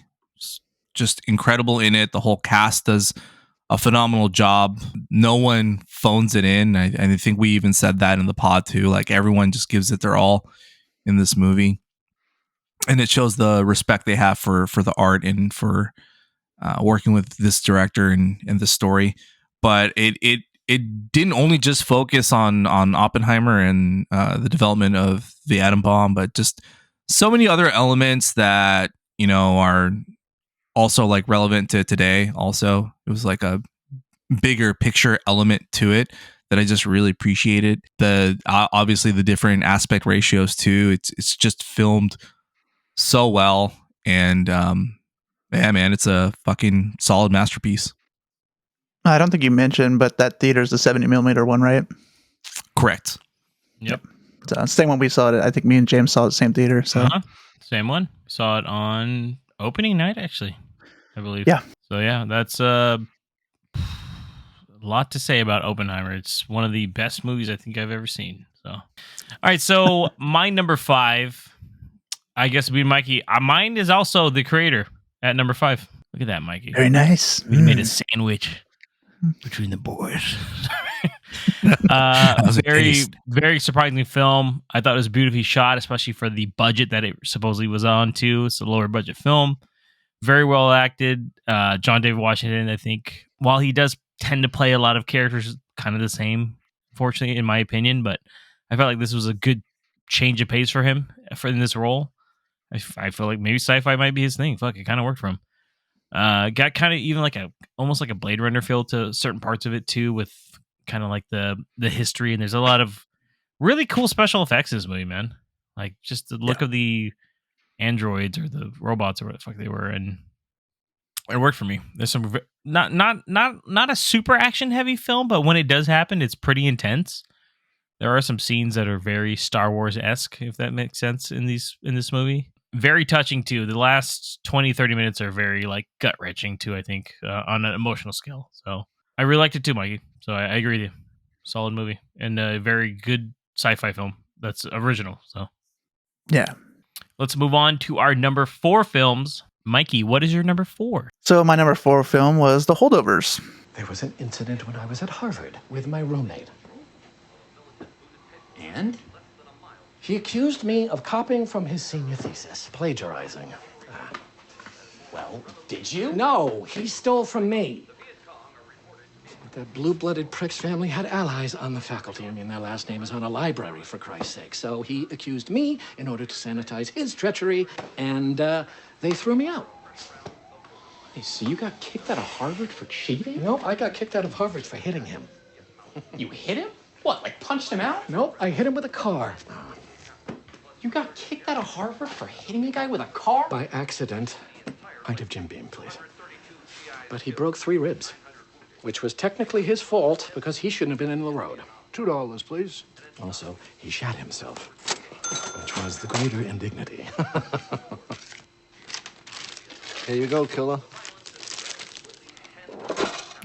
Which we've already talked about a little bit here already. And I saw this in theaters with James, as was mentioned beforehand. But I feel like this movie is just, it's almost like a must watch. Like, you almost have to like watch this movie. Like, just the way that all the characters are and how they kind of affect each other. And all the characters are different people in the beginning of the movie than they are at the end of the movie.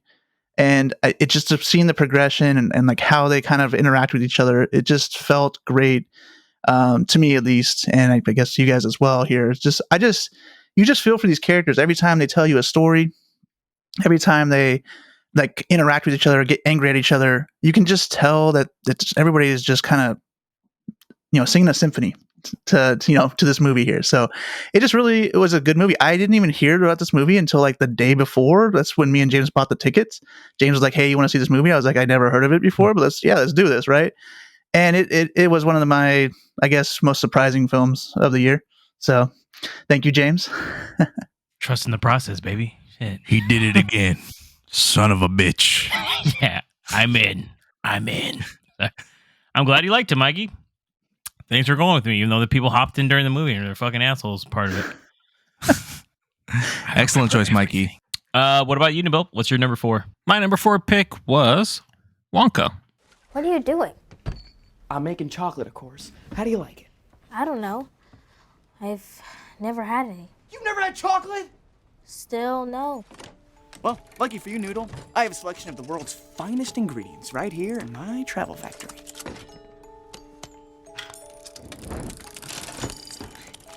Whoa. Where to begin? That's the question. I know. Silver linings, made of condensed thunderclouds and liquid sunlight. Did you always want to make chocolate? No. Back when I was your age, I wanted to be a magician. Here, try one. Wow. Okay. Yeah, we reviewed this obviously, so we already have our opinions on it. Our last pod? Was that the last I pod? think it was our last pod. Yeah. Yeah, James wearing the fucking Oompa Loompa shoes again.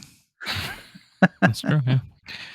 But I just to highlight why I enjoyed this so much, seeing this in theaters, was it just was really uplifting. You guys were talking about, we mentioned same director, but it's like the akin of being tied to Paddington and like just a feel good movie.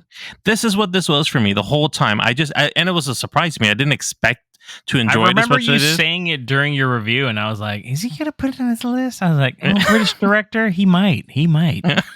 That's right up his alley. Yeah, very transparent here. Yeah, it's not, it's not me going into it saying, "Oh, this is gonna be a great film." I just kind of watched it, saying whatever, and as I watched it, I loved the songs. I thought Timothée Chalamet did great in this film as Wonka.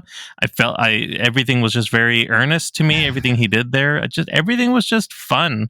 And me, sometimes I just want to forget about things that are going on around us and watch something that just makes me feel good. And this, throughout the whole film, I just felt good. So very it's dark, just a wonderful movie.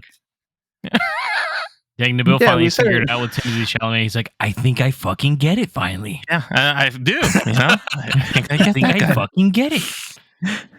No, that's great, man. Yeah, the podcast as well. But like this movie just captures the magical feel of the original one from back in the day, and it's a good film. It's even got like a good like holiday feel to it for like the. I know it's not technically a holiday film, but I don't know. It just it works that it came out in December, by the way. So it's very hopeful too. It's another one of those stories that focuses on big picture and not just on the individual characters. Yeah, it doesn't have to be like. But you're right though, Nabil. Just like the Paddington films, it's not like although there's bad guys or antagonists in the film, it's not like a malicious kind of feel to it like some movies have with the antagonist. Does that make sense?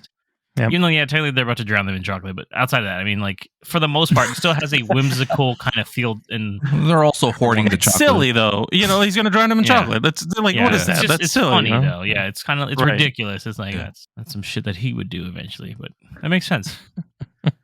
Good pick, man. What about you, Marco? What's your number 4? My number 4 movie is Barbie. Hi, Barbie. Hi, Ken. Hi, Barbie. Hi, Barbie. Hi, Barbie. Hi, Ken. Hi, Ken. Hi, Ken. Hi, Ken. Hi, Ken. I got us both ice cream. Cool. Hi, Barbie. Hi, Barbie. Hi, Barbie. Hi, Barbie. Hi, Barbie. Hi, Barbie. Hi, Barbie. Hi, Barbie. Hi, Barbie. Hi, Ken. Hi, Barbie. Hi, Barbie. Hi, Barbie. Hi, Barbie. Hi, Barbie. Hi, Barbie. Hi, Barbie. Oh, hi, Alan. There are no multiples of Alan. He's just Alan. Yeah, I'm confused about that. So I saw this at Brendan Theaters in Vacaville with my whole family back in July. Back-to-back July movies. Look at that. But it's quite the experience, man. It's like Nabil said, this movie really had a lot of hype to it, and it paid off. If you would have told me just a year ago that I'd be hyped up and freaking excited about a Barbie movie, I would have told you you're full of shit. But joke's on me, because I really fucking enjoyed this movie. Greta Gerwig, man, Sacramento represent.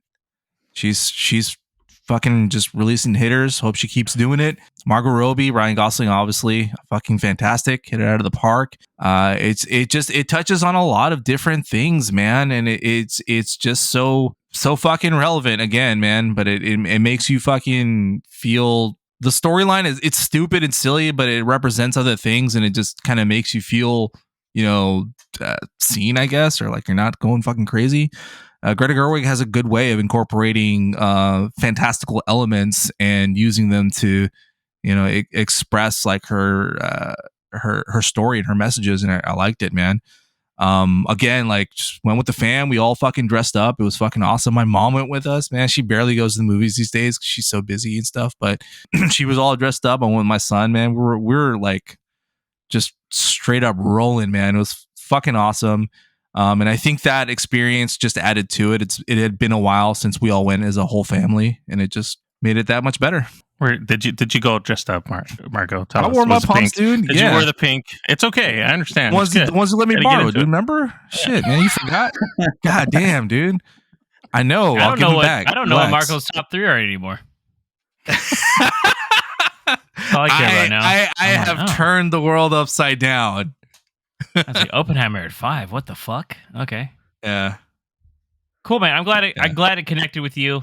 Like I've talked about it before in our review. It did not connect with me in the same way, but I'm glad for a lot of people it worked out. So my number 4 film is Indiana Jones and the Dark. This movie outside of me and a couple of the boys, but this movie, I think, I don't know, it works for me. It's just a movie that I know so many people bitched about and blah blah, and it's like, damn, I love this movie. Like, I watched this movie and then saw it the next morning, like again in theaters.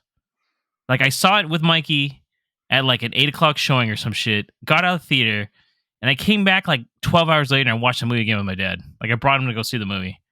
And then 4 days later, I got laid off from my job. So I mean, whatever. It's not a big deal. But like everything kind of like led into this, It all works together here, guys. So it's all part of the plan. But By the way, I saw this movie 3 times. So this is the only movie I've seen 3 times, I think, on my list. Just so you know, if any movie, it's the movie that I saw the most from 2023. I have like an emotional connection, I think, to Harrison Ford, where I don't know, it kind of reminds me like. I don't know. Just seeing him get older is just it makes me sad a little bit, because it's like, how many more years do we have with Harrison Ford? And I think some of my best memories, I'm getting all choked up here, boys. I don't know what's going on. Some of my best memories of movies is like Star Wars and Indiana Jones, and I don't know, man. It just worked for me, dude.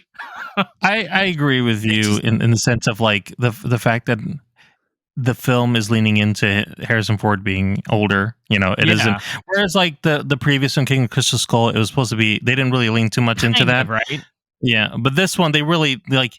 The film's premise is that he's too old for this shit now. You know, But I Like, think he's- it works for me though. Like I But it liked all works, the yeah. characters, and I liked how they travel, and like the storyline is bonkers, right? But it just works, and I even like the scene at the end where Marion comes back, and I Agree, thought yeah. for an Indiana Jones film, it topped it off quite well, and yeah, obviously that's why I love this movie. So I think it's a great choice, dude. And I think at least for me, it's because we're getting, at least I am we're getting old, dude. because And we're getting grew older up too. with Harrison Ford. Yeah, We grew up with Harrison Ford, like from the night, Yeah. like even before the 90s. But I started watching him in the late 80s, early 90s, and gone through his whole filmography, and Yeah. I mean, you saw were them on in the set of theaters. American Graffiti when you saw him riding driving on I the was, streets, back in dude. Fresno, right? Yeah, I know. Yeah, man. no, Marco yeah, was dude. in one of the scenes in Fresno where he was wearing Yeah. one of the Letterman jackets at Mel's Diner eating a burger. He's like, "What's going on with the boy?" I'm an extra, dude.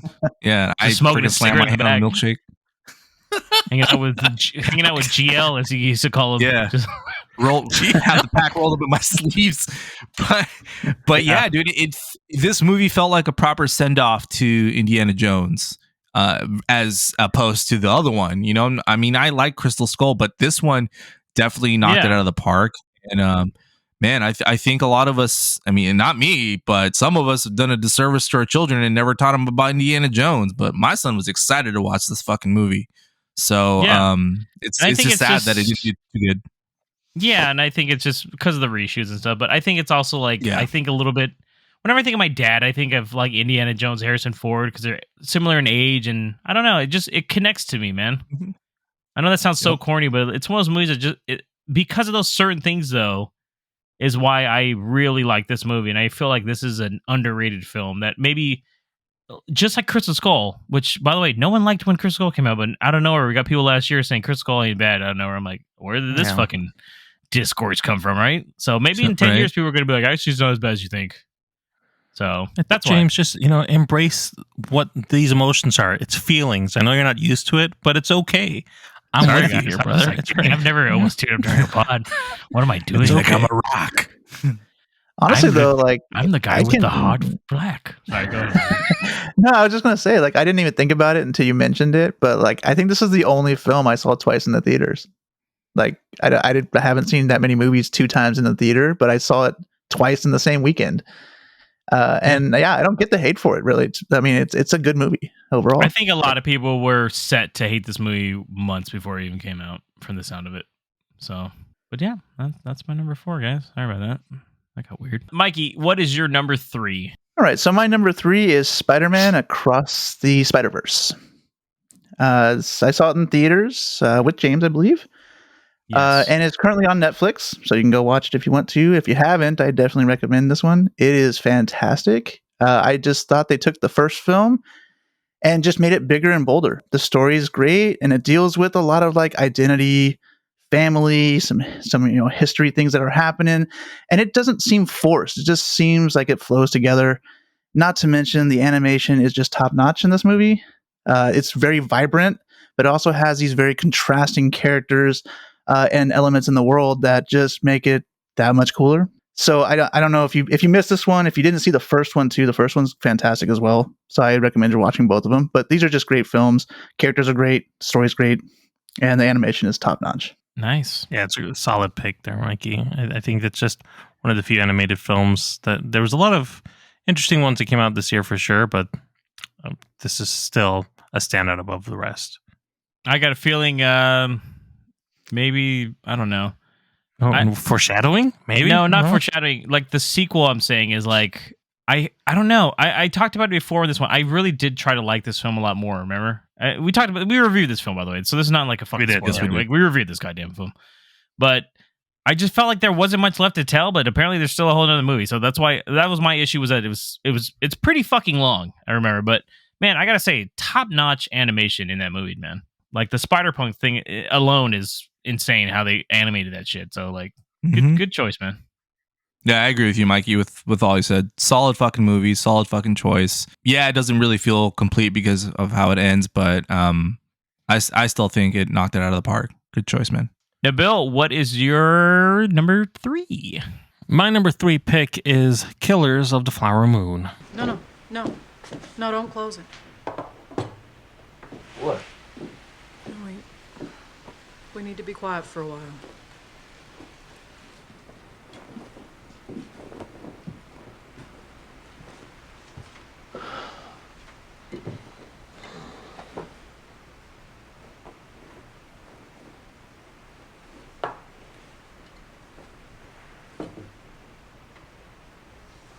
Storm, it's powerful. So we need to be quiet for a while.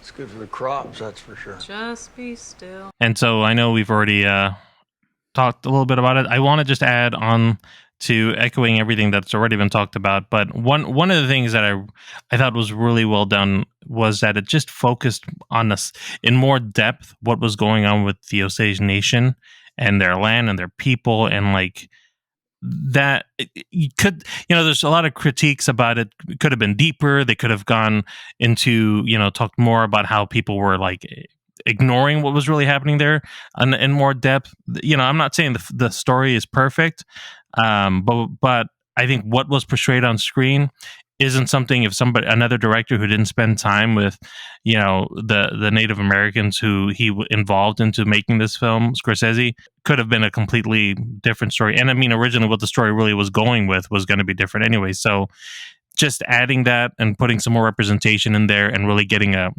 more insight on the story of the people of that land versus the just focusing on the FBI investigation really added that extra layer of dimension. And I kind of go back to saying that he had more time, Scorsese, to tell this story the way he wanted to, and didn't feel like he had to just, focus on, like he normally does, just on a character. He expanded it a bit more to include the people that were there, and we got Lily Gladstone out of it, and she's great. I really liked her a lot in this film, so that was just for that her role by itself really helped humanize the characters in that film even more so. So just a wonderful, well-made film. 100% agree with you, Nabil. Couldn't have said it better myself. And congrats to Lily Gladstone for being the first Indigenous person to win a Golden Globe. Right on. Marco, what is your number 3?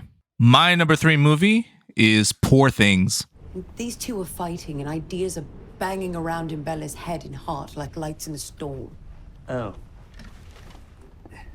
You're always reading now, Bella. You're losing some of your adorable way of speaking. I'm a changeable feast, as are all of we. Apparently, according to Emerson, disagreed with by Harry. Come, just come. You were in my son. What? Nice pick. I saw this one at the Alamo Draft House in San Francisco with none other than BD fucking J. So many people have asked me what this means, and I'm like, I don't fucking know. I don't even want to explain it. Don't even. If you don't know, then you shouldn't know. We'll tell you guys someday. But man, we saw this right after Moscone too. Yeah, straight from work. Yeah. Yeah. But we had discussed that we hadn't been to an Alamo Draft House film in a while, and we made it happen, and wasn't sure what to really expect from this movie. But man, it was 1, quite the experience, and 2, quite the film, and 3, just overall fantastic, dude. Filmed so well. Emma Stone is great. Mark Ruffalo in this is great. It's, I don't know if you guys, Nabil or Mikey, if you've seen it or not, but it's sort of like a Frankenstein-ish story where Mikey's seen it. Willem Dafoe's character reanimates a person, in this case Emma Stone's character, and she's sort of learning about life and all the challenges in life, and the movie just, again, it's one of those stories that doesn't just focus on the characters. I mean, it does well in developing them and developing her character and her growth throughout the movie, but also focuses on big picture shit. And it just does it so well, so interwoven into this story that's just entertaining. It's funny. It's dramatic. Again, the way it was filmed, it's quirky. It's all those things, and it's really stuck with me, man. It just really did. I keep recommending this movie. Also, I told my brother he's got to watch it. I've told a few coworkers he got to watch this fucking film. I can't praise this movie enough. It's just amazing, which is why it's on my number 3. Nice pick, man. I don't know if this ever got a bigger release out here, by the way. I'm trying to think, because we saw it. Me and Marco got to see it technically really early. Like, it was only released in, I think, in San Francisco, LA, and New York for that first week that we saw it. So, like, I didn't realize at the time, like, it was a pretty, like, limited release, but it was a good crowd. It was totally packed. Alamo Drafthouse.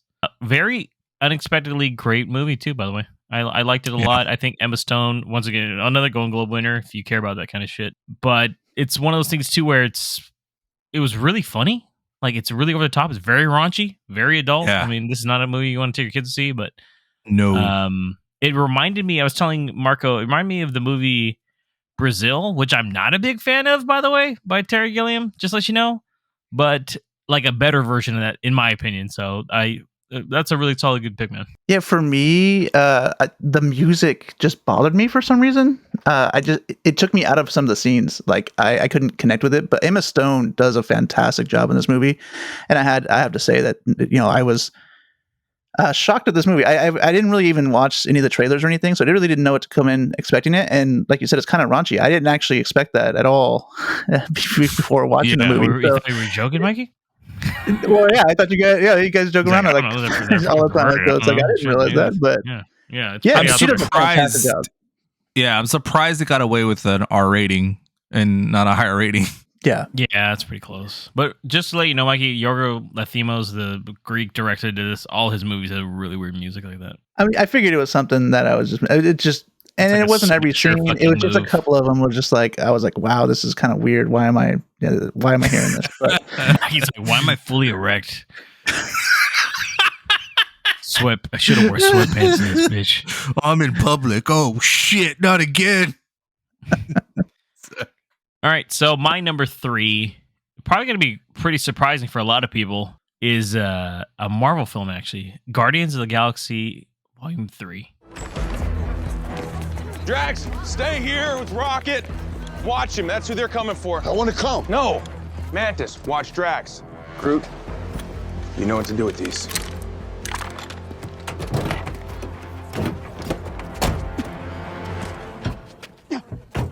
Push down on it.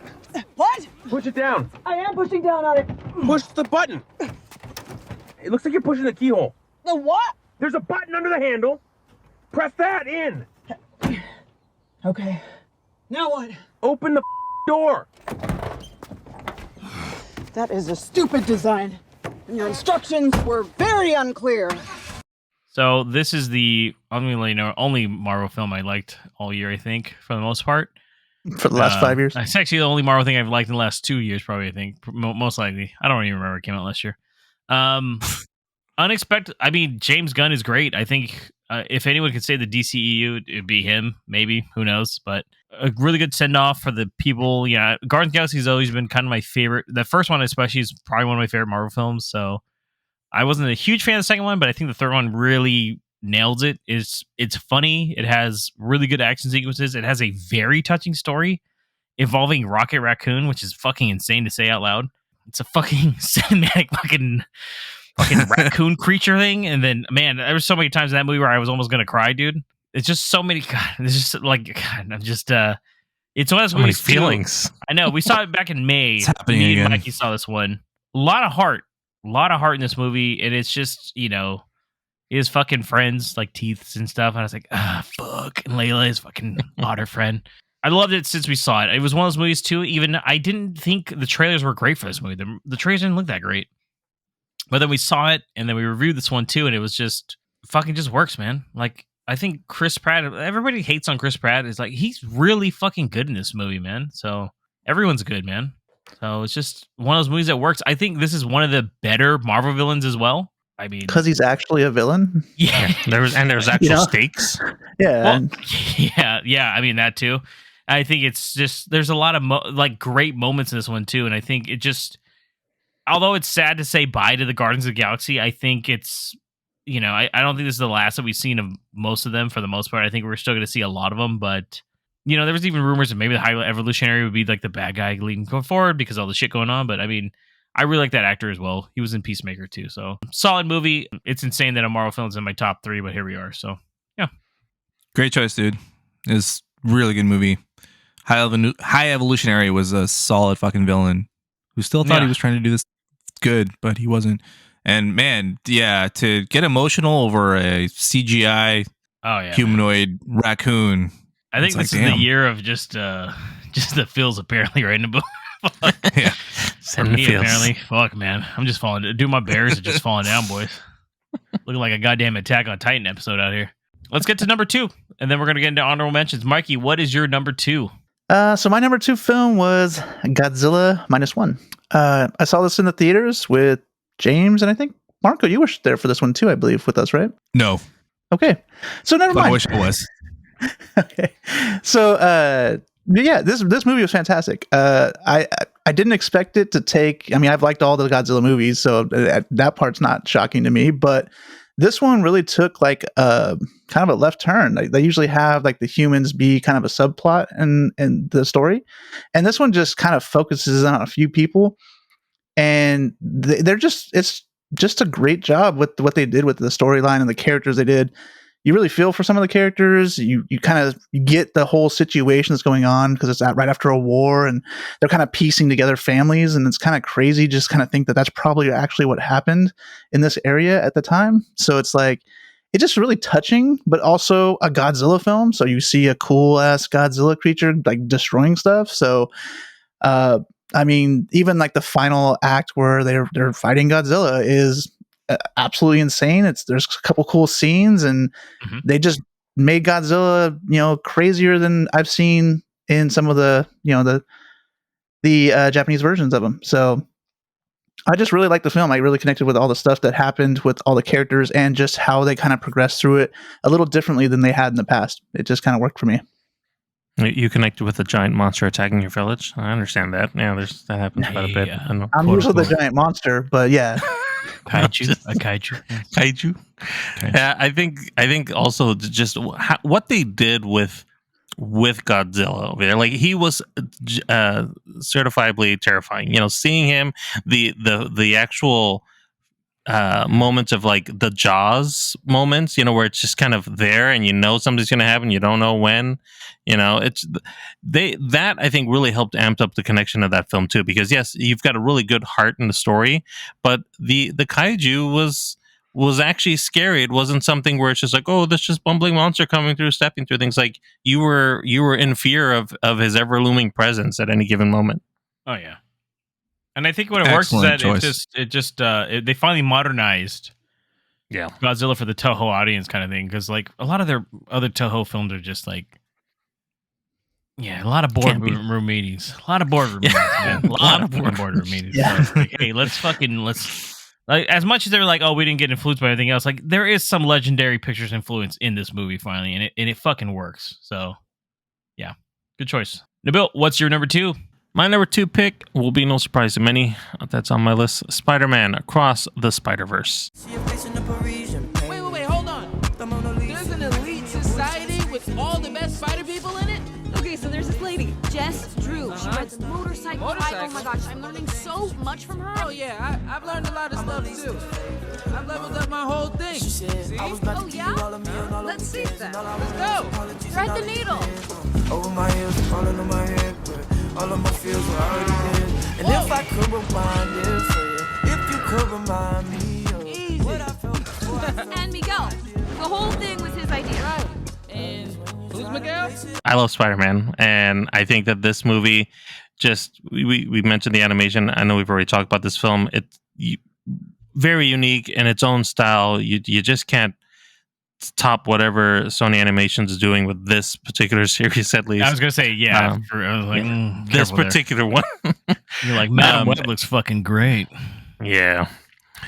But this, I mean, it looks great. The story is interesting. You want to know what happens next. Kind of what James was saying. You don't really think that there's going to be much more to tell, but it seems like they've got something available that they're going to eventually get to. I'm not sure why they tried to feel like they were going to get this film, the second film, or I guess the sequel to this one, released so quickly. When obviously that's not happening. I mean, that's a pretty Sony thing to do. Yeah, just building hype for nothing. There's also a Craven movie that's supposed to have come out like 2 years ago, right? Gosh, yeah, I'm high hopes. Not really. No, I've got no hopes for any of the ones that are coming out from Sony this year. Bill's literally wearing the Craven vest right now of the lion head. That's just, I just got the lion head. Oh yeah, very furry. Shirt underneath, just very. Those are actually not the lion's eyes, though. These are my nipples. Those are animal furs, or is that just his chest hair? God damn. But no, the film is just a wonderful film. We've already gushed over it before in our reviews. I don't want to linger too much on anything, but even watching it on Netflix, it would have been fun to see in theaters if you hadn't seen it already. But if you haven't, go on Netflix. It's still beautifully portrayed there in the 4K UHD. Like, it's gonna look good on your TV. Maybe not as good as the theaters, but you'll have a good time watching it at home. Or get it on disc too. Or yes, exactly. That's a good point, James. Get it on 4K disc. Very, very nice pick, Newell. Marco, what about your number 2 pick? My number 2 pick, and no, this is not a joke, is also Godzilla -1.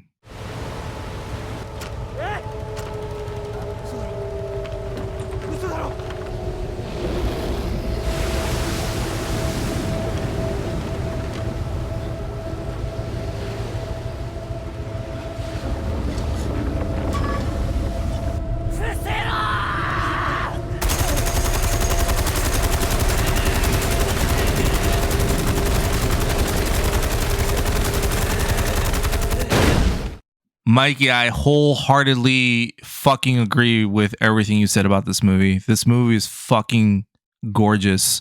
Man, it's 2024, and obviously I saw this in 2023 at Cinemark with my brother in Napa back in December. And if you would have told me that this movie would have been in my top 10, again, I would have told you you're fucking crazy. But here we are, talking about a big dumb monster named Godzilla. But I mean, just like its roots in its original 54 version, Godzilla has always represented a social or global issue. Back then, it represented the fear of nuclear power and nuclear bombs. And now it's just any really big global fear that affects not just the one, but the many. And I love the way that these characters, these humans, come together for a common cause to try to help each other out, you know? And these are people that don't necessarily like each other really, or disagree with each other, and they are able to say, you know what, fuck our beef right now. We got a big giant 10-story monster that's gonna destroy us. Whatever it is that represents, we gotta fucking come to an agreement to stop it. And it was just such a great experience, man. Acted so well, filmed so well on a $15 million budget. It just puts a lot of some of these comic book movies, Guardians of the Galaxy aside, to shame, you know, because unlike Guardians, some of these other fucking movies don't use their budgets, you know, too well. But I mean, $15 million and you got a really solid Godzilla movie that's just not only fun to watch, but actually very compelling and enthralling to watch. I just really enjoyed this movie. It's stuck with me. Again, yeah, it's a fucking kaiju movie, but damn, that's how fucking good it was. No, that's great. I'm glad it resonated with you guys. And yeah, for what they do with the budget, especially, and supposedly maybe the budget they're talking about, it might even been less than that. So, yeah, for the director saying, but I don't know. Who knows? My number 2 film is Saltburn. Oliver, I was going to say we should do something fun for your birthday. A proper party. No Henrys, something actually fun. What do you think, darling? If Oliver would like it, I think it's a splendid idea. I think Oliver looks like he'd rather throw himself out of a window. What kind of party? I don't know, whatever you want. What do you think? About 100 people? 100? Or 2? It invariably ends up being 2, doesn't it, with this sort of thing? Invite whoever you want. All your friends. What friends? Oh, how about fancy dress? Oh, yes. I can wear my suit of armor, Elspeth. Good idea, darling. Obviously, I liked it quite a bit more than you guys, but I mean, I know we talked about it, but Saltburn was a movie for me that just hit all the marks. I mean, for fuck's sake, we saw that, and then we decided not to review Napoleon, for fuck's sake. So we're like, there's a little more to this one, I think, than fucking way Napoleon. more to talk about. Yeah, There's a Napoleon- little bit of me staring into a window right now. Yeah. I think it just works. It's beautifully shot. Barry Keoghan is fucking great. Everything works for me in this movie. It's such a weird, creepy film where it's kind of keeps you guessing on what's really going on to a point, but you kind of know, because Barry Keoghan's character is a fucking creep.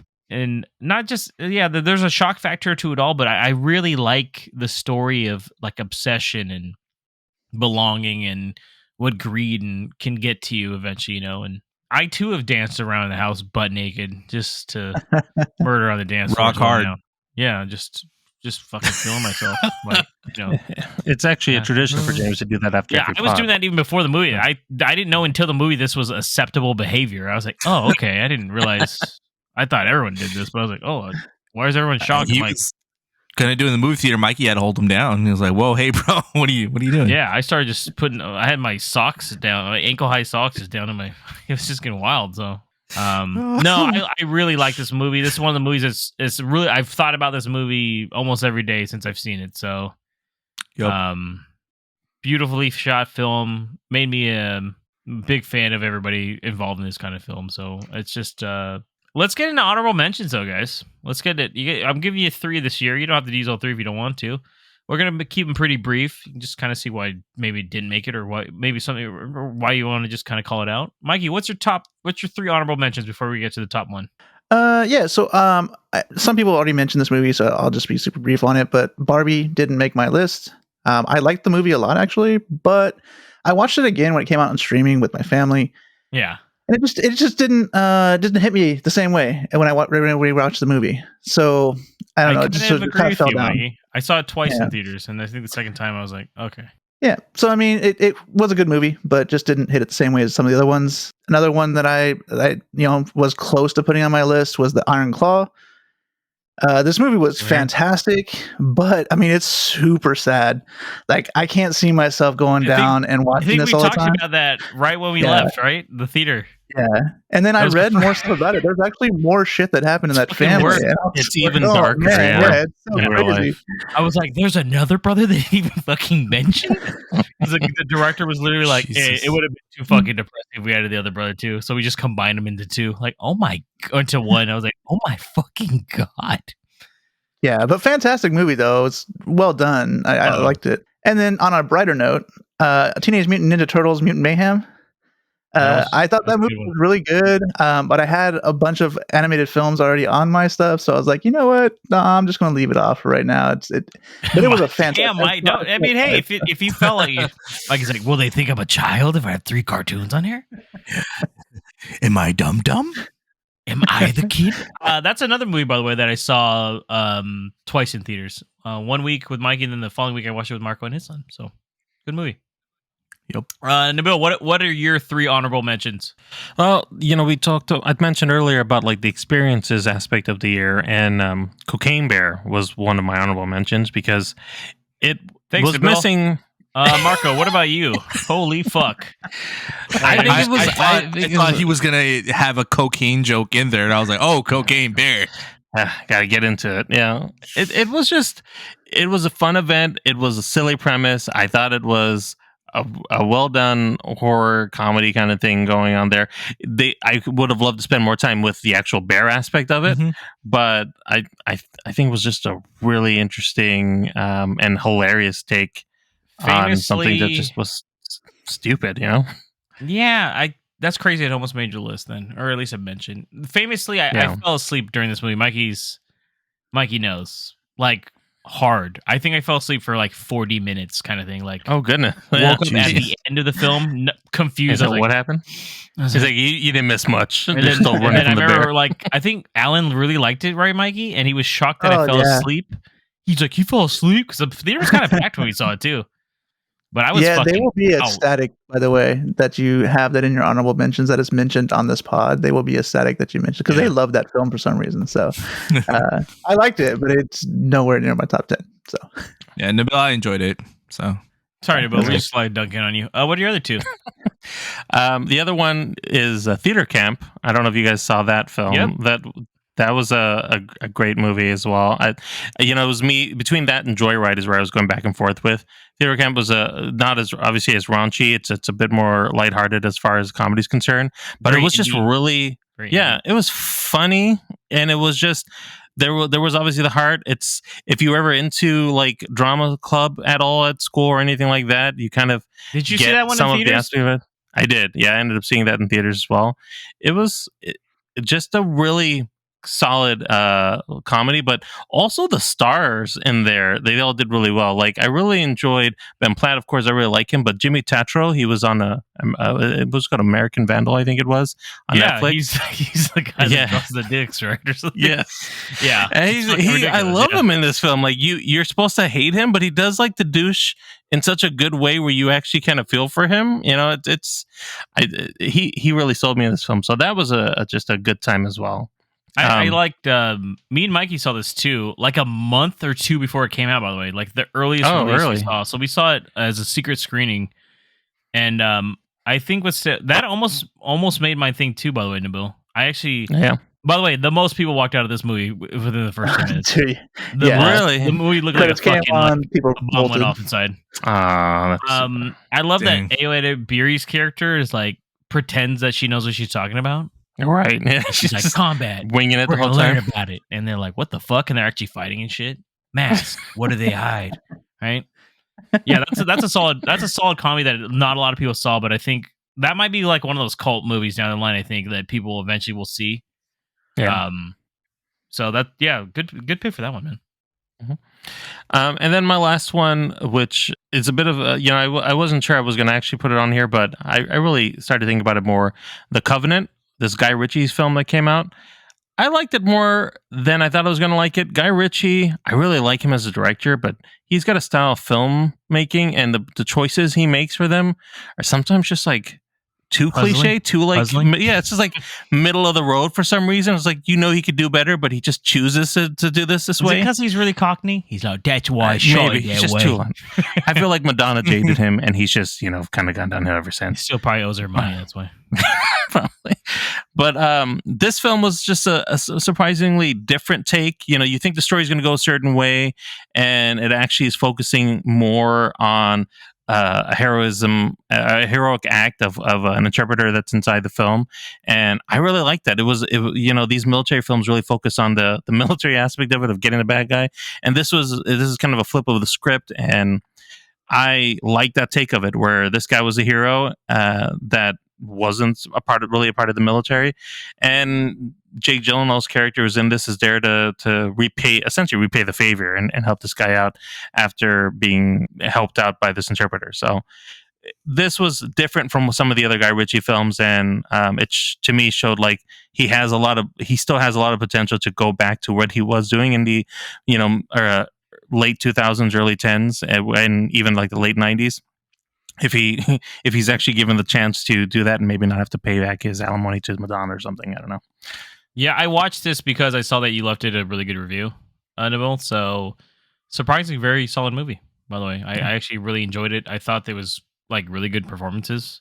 I wanted a little more at the end, just a little more, because it just a little bit more. Goddamn expect suddenly. So, but yep. So yeah. Anyways, that's a good pick, man. Marco, what are your 3 honorable mentions? My first one is Mission Impossible: Dead Reckoning, possibly Part 1. We don't know. Yeah, we don't know. But this one, I wanted it to make my list. I had a great time watching this movie. This is actually one of the movies this last year, 2023, that I saw twice and really fucking enjoyed this film. Tom Cruise releasing hitters. Again, I don't think it was quite as good as Fallout. Fallout is just a little bit more for me. It just really hit all the right notes. Not to say that this wasn't a great movie. Everything was great. All the stuff that was talked about this movie on this pod was I agree with. Such a good movie, but I had to make room for a few other movies, so that one unfortunately didn't make it. My second one, and this will come to a surprise to some of you, but my second honorable mention is Wish. And shout out to Camilla and Leia Bonifacio, the daughters of my good friend Jason Bonifacio, who wanted me to watch this movie. And so I went ahead and did and took my son to go see it, who really enjoyed it. And I went into this movie with very low expectations. Very, very, very low expectations. 38% on Rotten Tomatoes, blah, blah, blah, blah, blah. I actually really fucking enjoyed it, man. I'm not gonna lie. I think the story is actually pretty fucking relevant. You know, the fact that wishes, aka resources, are being hoarded by some freaking rich asshole at the very top who doesn't want to share it and thinks that he knows what's to do with them. It was pretty cool. I mean, they actually have a song in there that, you know, talks about, you know, bringing that dude down, and I thought that was actually pretty fucking awesome. Is it perfect? No. That's obviously why it didn't make my top 10 list. It's not perfect. Yeah, some of the scenes don't really hit, and some of the songs, they do different things with their melodies. They're not really catchy, but they're actually kind of, I don't know, man. They're different. But yeah, unfortunately didn't make it my list. Lastly, my third one is The Boy and the Heron. I saw it with James and Mikey. Good pick. Fucking Miyazaki. Such a great film. Again, discussing loss and also focusing on big picture stuff, but it wasn't as strong as some of the other Miyazaki movies as much as I really enjoyed it. So it unfortunately didn't really make my top 10 list. It's a great one, though. That's solid, though, man. Solid. We always got to give a little love to Studio Ghibli, you know? Mine are pretty simple. So Cobweb was one of the ones that I highly recommended to a lot of people. It was on my list for the longest time too. It's a horror film, one of the only ones technically on my list. I don't think a lot of people saw this one. I think it's almost like a fairy tale horror. I don't know. I know Mikey saw it after my recommendation for the October film, so it's definitely one of those that is like pretty goddamn creepy. It does not like overstates welcome. I think it's only like an hour and 20 minutes long. Anthony stars in it too, by the way. So if you like him in Homelander, he's like a fucking super creep in this one too. Highly recommend. So the last 30 minutes is crazy, by the way. So, yeah, I forgot, Mikey. You did see this one on the recommendation. So if you guys are looking for a solid horror film, Cobweb. My second film, surprisingly, actually, honorable mention. I think this is one of the few animated films that really like resonated with me, was Elemental. I really enjoyed this one quite a bit.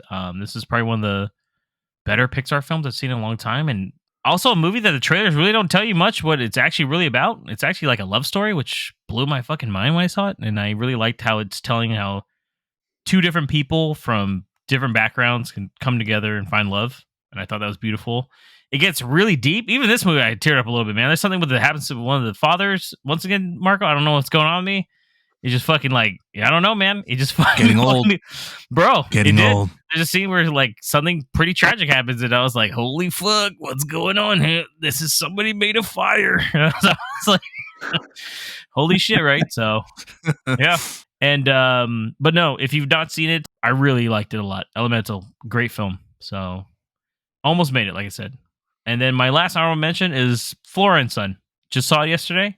Unfortunately, I think it's one of those things where, like, maybe I probably need to sit on it a little bit longer to see if it still resonates with me. Like, I kind of, it's like Marco saw it back in November. I kind of wish that I did too, just so I could have like sat with it a little bit longer to kind of see if it still hits. Because like right now, it's really fresh in my mind, and it's one of those things where I agree with you guys, Mikey and Marco. John Carney just knows how to press the buttons for me, man. I think it's just a great mixture of plot and music, with this like just well acted too. It really takes me back because remembering seeing Once, I remember I saw that right when I started college, and it's like it reminds me a lot of like early days when I started really getting into movies and stuff. And I it's like a very feel good, like warm hearted thing. Like none of his movies end in a bad way either. Just a spoiler, like they all have a really good resolution in my opinion. So, but yeah, those are my 3 honorable mentions. Right on. Let's get though down to it, guys. Let's get to our number ones. What was your number one film of 2023? Mikey, go ahead.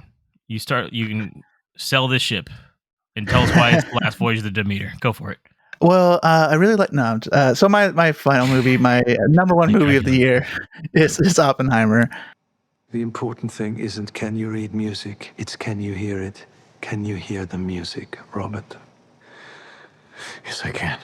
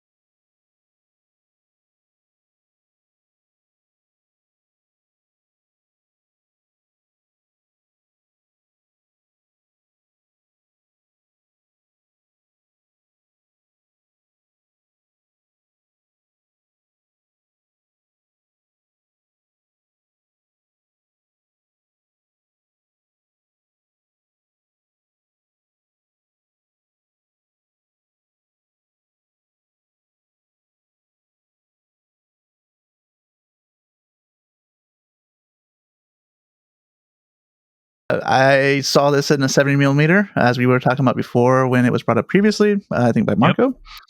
And it is, I don't know, I just love this movie. It doesn't have any kind of action in it really, other than like the one big, kind of test scene, but it just keeps you into the movie just by the acting performances that they have and all the people they brought in. Like they have 1.5 million people that are in this movie, and they all just kind of bring it to a great movie. I recommended this to a ton of people, and everybody is kind of blown away by it.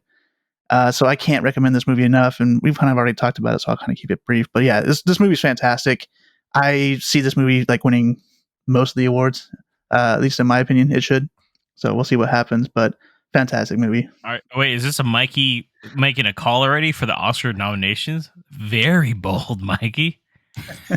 Somebody Calling marked that shots. Monday, January 8th, 8:17 p.m. Mikey calling his shot. Solid movie, dude. I mean, there's a reason why, like even Marco said, Christopher Nolan makes these kind of films, man. Like, it seems like nowadays he's the only one that makes this kind of shit, like puts the detail.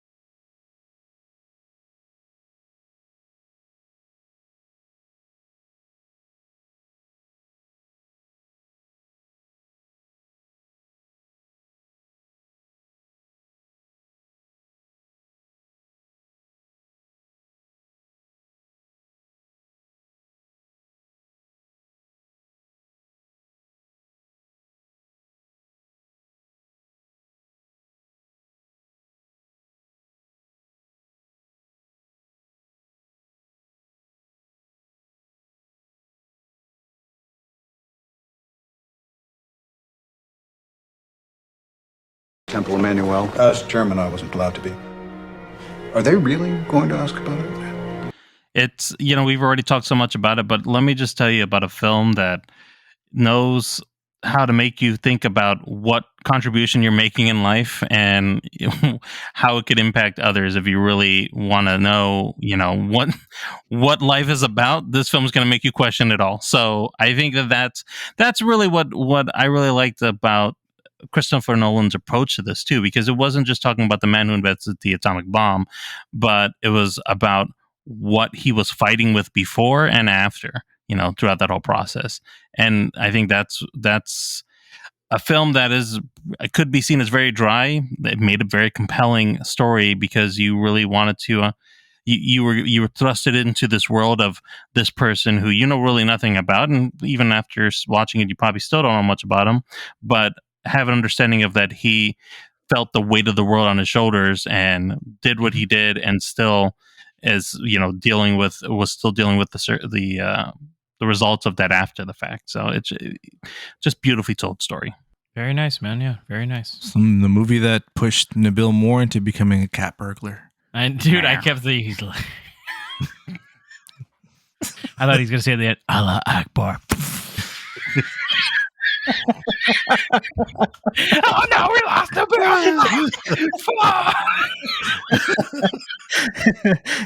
His screen just went black. I laughed the whole time. I was like, I don't want to make a joke right now. I gotta let him keep talking. Goodbye, my friends. You have a great 2024. No, he's down and they're like, damn, we didn't get his audio though. It's gonna be a pitch by the email support to get the cloud version. Oh shit. All right, Marco, what is your number one film of 2023? My number one film of 2023 was The Creator. They've come for me. I have to help. There's nothing we can do. I have to help. Alfred, we gotta go.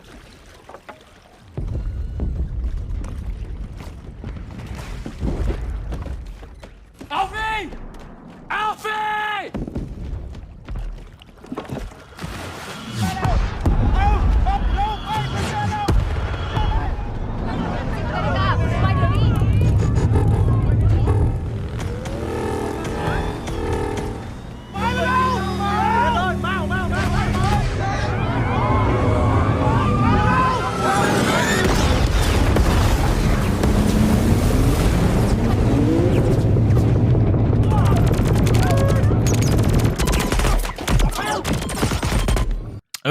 nice, man. So I saw this one in Brendan Theaters in Vacaville with my brother back in October.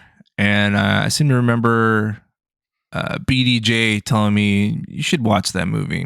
I was trying. So Yeah, I was like, did. see it in theaters. I was like, see it, dude. So Yeah. And man, I agree with what was said about this movie. It's fucking fantastic. It's you know, an original story about, you know, the world up against AI, and another one, a theme again for my top 10 is, you know, looking at the big picture thing. The problem with AI in that movie could represent like really anything in this world. It's not, you know, just a commentary on AI and its future use or whatever, but it's a very humanistic story as well too. Very touching. I think John David Washington does such a really great job. I don't think he's the same guy in every movie, but I mean, this movie does push him a little bit more and does have Like, him show more of his we'll save that acting for another chops, time. which Okay. which I did enjoy. The connection he feels to, you know, the memories of his wife and what could have been of his child are just very riveting, man, and just tears you apart. But overall, man, like just the fucking commentary in this goddamn movie, man, it's just so good, so fucking good. Action sequences are so good. The cinematography is so good. Just everything. This movie really stuck with me all the way from back to October. I know October is pretty close into the year, but I've seen this movie 3 times. It's the movie I've seen the most. I recently saw it again with my brother and my niece, his youngest, Maria. We told her, you got to watch this fucking movie, and she agreed, and we got together, and she really enjoyed it too. It's just such an incredible story. Yeah, it's not like the big masterpiece of Oppenheimer, and you know, obviously two different genres, but it's just something that really stuck with me. So made my number one. Nice, man. Yeah, like I really like this movie too. I'm glad that it resonated with you too. So it's one of those movies I think down the line more people probably appreciate too. So yeah.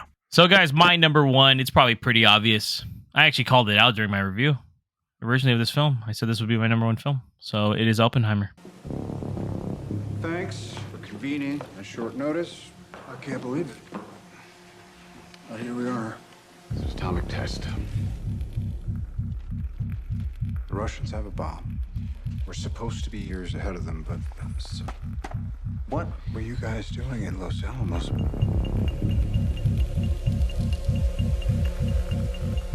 And how many people were in these open discussions? Too many. Compartmentalization was supposed to be the protocol. We were in a race against the Nazis. So now the race is against the Soviets. Not unless we started. Robert, they just fired a starting gun.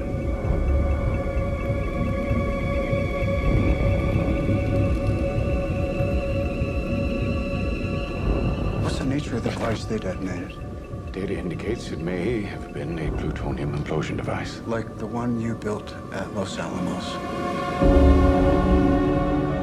A secret laboratory. In the middle of nowhere. Keep everyone there until it's done. Why? If we don't let scientists bring their families, we'll never get the best. Build them a town. Why would I leave my family? I told you, you can bring your family. I'm not a soldier, Oppie. A soldier? He's a general. I've got all the soldier I need. What can I tell them? As much as you like, until you feel my boot on your balls. You know isotopes, and you know explosives. But you can't tell us what you're doing. I think this is not only the best film of 2023, I think this is one of the best movies I've seen in the last 10 years. It is pure cinema. It is just, God, it's just fucking, I think this is a perfect film. And my views have not changed since July when I saw it. I saw this originally in July. I saw it with Mikey, 70 millimeter. Back on the July 20th. A lot of shit was going through my head too. And it's just like, it makes you think about life. And it's just like, I agree with Nabil. It's not just about the creation of the atomic bomb, which is, obviously a very monumental movement in the history of man. It is just something like, what is that?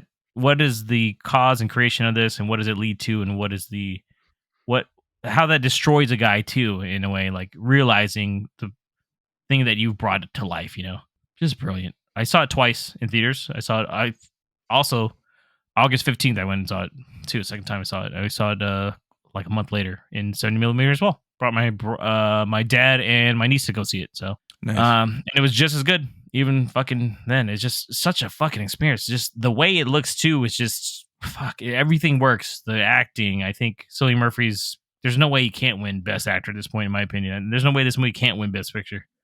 I feel like this is like I agree with Mikey too. I'm calling my shot too. I think this one will make a pretty clean sweep, if anything, of all the categories. So I just loved it. I think it's like every fucking cameo too. There's some random cameos. Like fucking Casey Affleck shows up. He's just a fucking psychopath. He just reminded me of Marco. Sharknet is doing great in that film too. Yeah, shout out to my, my alma mater too. It's Berkeley scenes in there, UC Berkeley. So I mean, maybe I don't know. Yeah. Everything just works for me. I'm like, holy shit! I fucking went to school there. I went to, and then maybe, and even that, like, it just makes me proud to go to a school that fucking had such a monumental fucking history with what's like such a piece of that. It's amazing. Yeah. Makes me appreciate it even more. So. Nolan's masterpiece, man. I think it is. If this could be the one, he gets Best Director for finally. I feel like he was slighted out a few times already on it. So if it's the one, this is the fucking one. Or he'll make a movie about it getting attacked by a bear or something down the line, and maybe that'll be it. I don't know. Who fucking knows? That's how Leo had to do it. So yep, that's my number one, and that is our top 10 best films of 2023.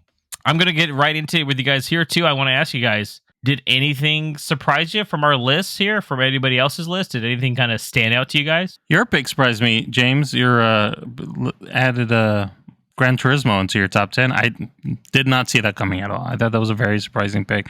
I don't disagree with you. I think it was a great film. Like I said, I try to pick movies where I was like emotionally involved with it somehow, and movies that I'd watch more than one. I told Mikey this. Like I didn't tell you. Like it had to be a movie that I'd also watch again. So, like, as much as you guys like Killers of the Flower Moon, I don't know if you guys noticed, it's not on my list at all. Like, it almost made it. But, and, like, I agree with you, Marco. Like, you know how you were saying, like, sometimes you felt like you had to include a movie in your list previously? See, like, the film guy in me was like, oh, I have to put the Scorsese film in there, right? But then I was thinking about it last night, and I was like, I liked it. Don't get me wrong. Great movie. But I was like, not like a favorite of mine, though. Like, I think I even brought that up during the review. I was like, I thought it was okay, but truthfully, there's other movies that I wanted to kind of recognize before that, if that makes sense. No, that makes sense. That's how I felt about Mission Impossible. Because, I mean, I'm like, that movie sells itself. I want to include a movie that's not that well known or something. Yeah, that makes sense. Yeah. There were so many films, like I said, even Poor Things almost made my list, but I knew you were going to add it already. So I was like, oh, someone will talk about it. So I was already kind of assuming for certain ones. That's why Killers 5 Minutes, I was like, they're all going to have that on their list. I don't need to talk about it anymore. Like, and I didn't like it as much as you guys, so why fucking force myself to put it on the list? So. Yeah, exactly. Nabil, yours? You had a few, by the way. Sorry. Go ahead, Marco. I was just going to say, Mike, including The Creator, I didn't think anybody would include that movie on here, so that was kind of surprising for I had The Creator. Hearing from Mikey. That was me. Mikey, did you have a Creator too? We both did. At number 5. That's why it blended. Oh, that's why. Yeah. But I was surprised. You're the high pick for Guardians. I figured that might be on someone's list, but no one else chose that. By the way, you know what? Did you notice I have 0 comic book movies on my list this year? I thought your number one was going to be Spider-Man. I was almost 100% sure, but then you didn't have The Creator, so I was like, oh, it's The Creator. Yeah. I knew. Yeah. I knew. It's that I like that. Yeah, and then I know Indiana Jones for me was personal, so I thought maybe one of you guys might have it, but I was like, I knew even when I really saw it, I was like, it's gonna be on here. Like I said, it's the only movie I saw 3 times, and then of course Nabil just with the he had the randos. I liked it too. I think for me, it wasn't like necessarily like a specific pick that surprised me. More so that we all took a little bit different approach and still ended up with a lot of the same movies. Yeah. It happens a lot, yeah. But this is my first time doing this, right? So it's kind of weird for me. I mean, but you definitely listened to our past episodes, though, right? Oh, absolutely. Right, no, he hasn't. Every single one, except for a couple. Mikey's all sweated out. I mean, I didn't hear the last one, but. and finally, Bill's honorable mention of Cocaine Bear really surprised me. No, that didn't surprise me at all. I enjoyed it though, man. But damn, Bill, right on. Most people forget that movie fucking came out last year. Just like this is 2023, guys, not 2022. It's great. I thought it came out the year before. Yeah. It's a lot of those movies that come out in the first 3 months that are kind of hard to, because it's a lot of times we watch them so close to the end of the year. It's almost like, was that still a part of the year or not? So it's like, shit, dude. But hey, good stuff, man. Let's get into a couple things here, guys. These are quick fire ones. What was the most surprising film for you? I'm gonna start with you, Marco, of the year. Godzilla -1. Really nice. That's the most. Yeah, I just didn't expect it to be like that good. I mean, it's a Godzilla movie. I thought it was gonna be like action packed, legendary status at best. But it fucking blew me away. So that was the most shocking to me, especially because it's a kaiju movie. Nabil, what about you? What was your most surprising film? I already kind of mentioned it, but Wonka was my most surprising film. It just... Oh, yeah. By the way, Wonka up that high for you was pretty surprising. I was like, oh, my goodness. I was like, you silly goose. Just enjoyed it. It was way better than I felt like it was supposed to be. Nabil's like, I might go watch Dune Part 2 now, I think, guys. Okay. Cool, man. Mikey, what was your most surprising film? I'm with Marco on this one. It was Godzilla. I mean, I knew I would like it because I like all Godzillas, but just the amount I liked it, I guess, was very shocking to me. So, damn, once again, I'm going to take my little lap around the fucking course here. You guys are welcome. I recommend that one too for us to watch. Yes. I was excited because I saw the trailers and I was like, I want to see it. Yeah. My most surprising, it's kind of a tie. I know it's kind of cheap, but like technically Dungeons and Dragons, that almost made my list, by the way. So same. Dungeons and Dragons was one of the most surprising, just because I didn't expect it to be that goddamn funny. But then when you realize it's the guys that made the fucking Game Night, like, okay, it makes sense because that movie's probably one of the funniest comedies that's come out in the last couple of years to me. Yep. But truly, I said what my most surprising was during the review of everything. Gran Turismo. That was my most surprising film. For fuck's sake, it made my list. Right. That makes sense too. I had no idea, dude. So like, I remember even like watching it in theaters with Mikey because we saw it like a month before it came out. So I was like, holy shit. I was like, this is actually good. So that was the most shocking mystery film I think we've seen. So what was the worst film you saw in 2023 that were released in 2023, not just like a movie? Start with you, Nabil. The worst film that I saw was 80 for Brady. That was a bad film. Why did you even watch that? My wife wanted to see it. I like Jane Fonda, for the most part. Everybody in there was okay, but it was just a bad film. Okay. Yeah, I mean, it looked terrible. That. I mean, are you 65 years old and white? I thought there'd be some funny, sometimes those older comedies have some good bits. I mean, that's literally made for old people. That's like a movie like my parents might like if they didn't hate Jane Fonda. So Jesus. Cool. What about you, Marco? What was your worst film? Fast X. That was your worst film? Yeah. Damn, you had some great fucking films in throughout the year. Fair for you. Fuck. Well, truthfully, it was between that and The Nun too, but I actually enjoyed our review of that. I think it was kind of fun. So I was like, glad that Marco doesn't have to watch shitty films then. I love you, Marco. That's awesome. Yeah. Those are your shittiest films. I wish those are my shittiest films I watched. But I can see why, though. I'll tell you mine. Mikey, it might be Mikey's too. I'm pretty sure we're the same. Pretty sure we might be the same. Mikey, say it at 1, 2, 3. 1, 2, 3. Hypnotic. Expendables. No. Okay. No. Oh, wait. That is on my list too, by the way. So, Hypnotic is hands down the worst film I saw. It was either that or Expendables 4, by the way. I only had 2 movies on my bad list this year. Well, technically, that one I only almost saw made it. half of that one, so I can't pick it. Yeah, Mikey actually fell asleep. Like, I'm talking dead drop 20 like minutes hour. in. Yeah. Expendables 4 almost made it, dude. It was very close. That was there. Hypnotic got it because I remember it was one of the mystery movies, and I remember watching it. Mikey was asleep the whole time, so Mikey doesn't recall anything of the movie. But I mean, Robert Rodriguez is kind of hit or miss for me, to tell you the truth. Like, some of his shit is so fucking cheesy. But like the premise of this film seems like it would be kind of cool. Like, oh, there's like a magician and he fucking tells people how to do it.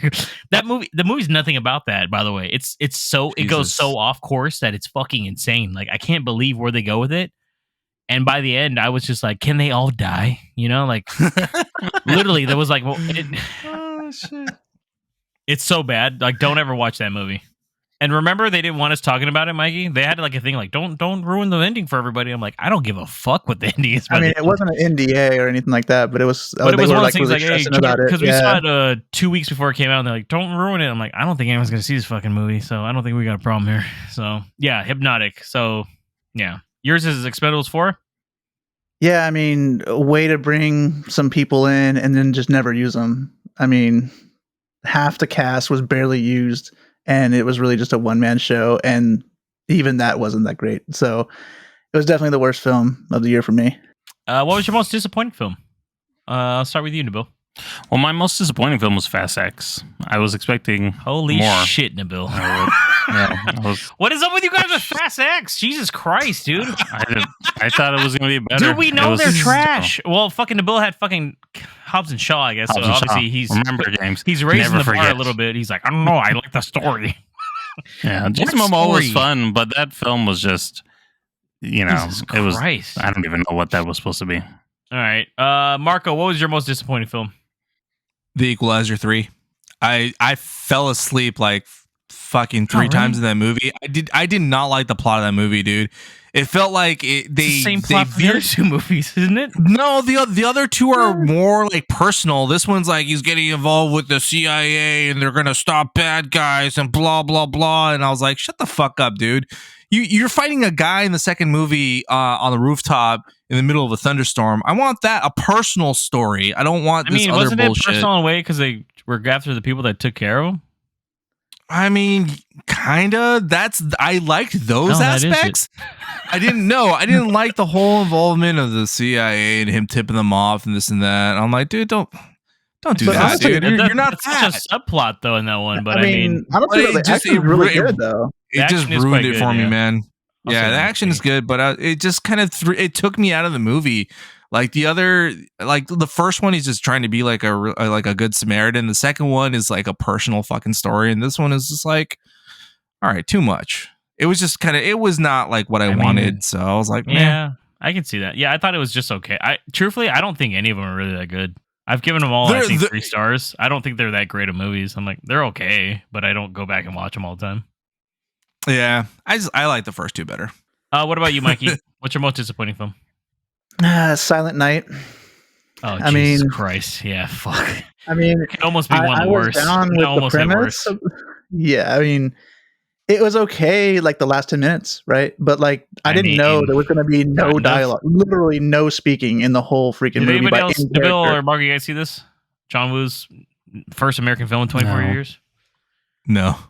Yeah, you don't need Yeah, to. you don't need to see it. Yeah, it's if you do watch it, just fast forward to the very end and watch the last 15 minutes. Yes. And you'll actually From appreciate the motorcycle it much more than scene we going did. forward, you can watch the Yeah. movie basically, right? That's Yeah. sad. The fact that it's such a gimmick, like 10 minutes in, that I was getting like annoyed. I was like, can someone just fucking say Yeah. something? Like, yeah, Yeah, I it's get it. just The guy weird can the whole talk because time. his throat got shot, but the fucking wife's not talking to him. Like, talk, bitch. Like, he's right there. Your kid just got killed. Fucking say something. My most disappointing film, I saw it on 420 with Mikey. I just remember because I thought the guy in front of us was going to kill us. Bo was afraid. I love Ari Aster, but this shows him that he needs somebody to double check his work before he fucking submits it ever again. Because I wanted to fucking kill myself during this movie. So sorry, Mark. I was trying to hold off telling you everything, but you didn't catch this bitch. 2 hours and 35 minutes long, I think. Insanely fucking slow. At times, Oh, jeez. maybe because it gave me anxiety a little bit too, like watching it. Like Mikey knows. Nabil, did you see this or no?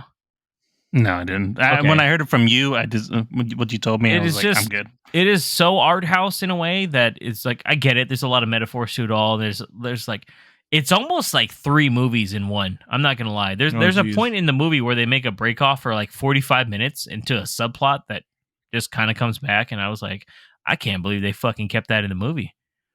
Yeah, it was kind of all over the place. Yeah, and just a lot of like weird shit happened. And you don't understand what's going on being either. tame So. about it. There's scenes where he's talking to a giant 10-foot penis. Like, there you go. Just think about that. Or he's in a coliseum of penises. There you go. There's one too. There you go. And then maybe that intrigued you to watch it now. Nabil licked his lips twice, so I mean, I'm assuming he's getting this shit out tonight. So yeah, it's bizarre, dude. But it was such a disappointment after Midsummer and fucking Hereditary. Just coming to this, I was like, what the fuck, dude? So yeah, That's sad. last thing before we lead off here, guys, or 2 quick things. What was your favorite movie moment of 2023? Something like a movie-going experience, moment from film, anything about news? Nabil, I'll start with you. What was something that stood out for you this year? Or last year, I guess, 2023? Another thing that I mentioned earlier, it was the whole Barbenheimer thing. I actually, went and did the double feature, tried to figure You're out the which only one one I think to that did film. that, by the way. Really? You're crazy. It was a fun time. We had people who were dressed up in Nice. our theaters, in both of them. It was crazy. I mean, somebody came in with a weird 50s style hat. It was like, and I was like, okay, that's for fucking that's Oppenheimer. Yeah, the waist high, suit pant. It's people are weird, but no, it was a really fun time. It was like, it was me. It was me. It was me, guys. Did a quick change or pink vest, buttons. Then I wore obviously pink the shirt chaps open. into the Barbie. Yeah. Yep. But yeah, that whole Barbenheimer experience, it was fun to see, and just again, genuinely seeing those people excited to see these two films back to back, and figuring out which one to see first and all that. That was a fun experience. I recently saw Color Purple. A lot of people were wearing purple, by the way, in the theater. Or waiting in the lobbies. right on. That was really nice. Marco, what about you? What was your favorite movie moment in 2023? I kind of have two, but I'll start with this one. It's watching The Exorcist Believer with James and Mikey.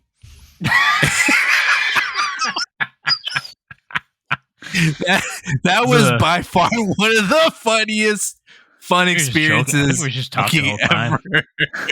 I swear to God, I think we were just the whole freaking movie. we ruined somebody's experience, unfortunately. And real quick, another one is going to see Teenage Mutant Ninja Turtles Mayhem with James and Alexander, my son. Yeah, that was really fun, man. Had a lot of fun doing that one.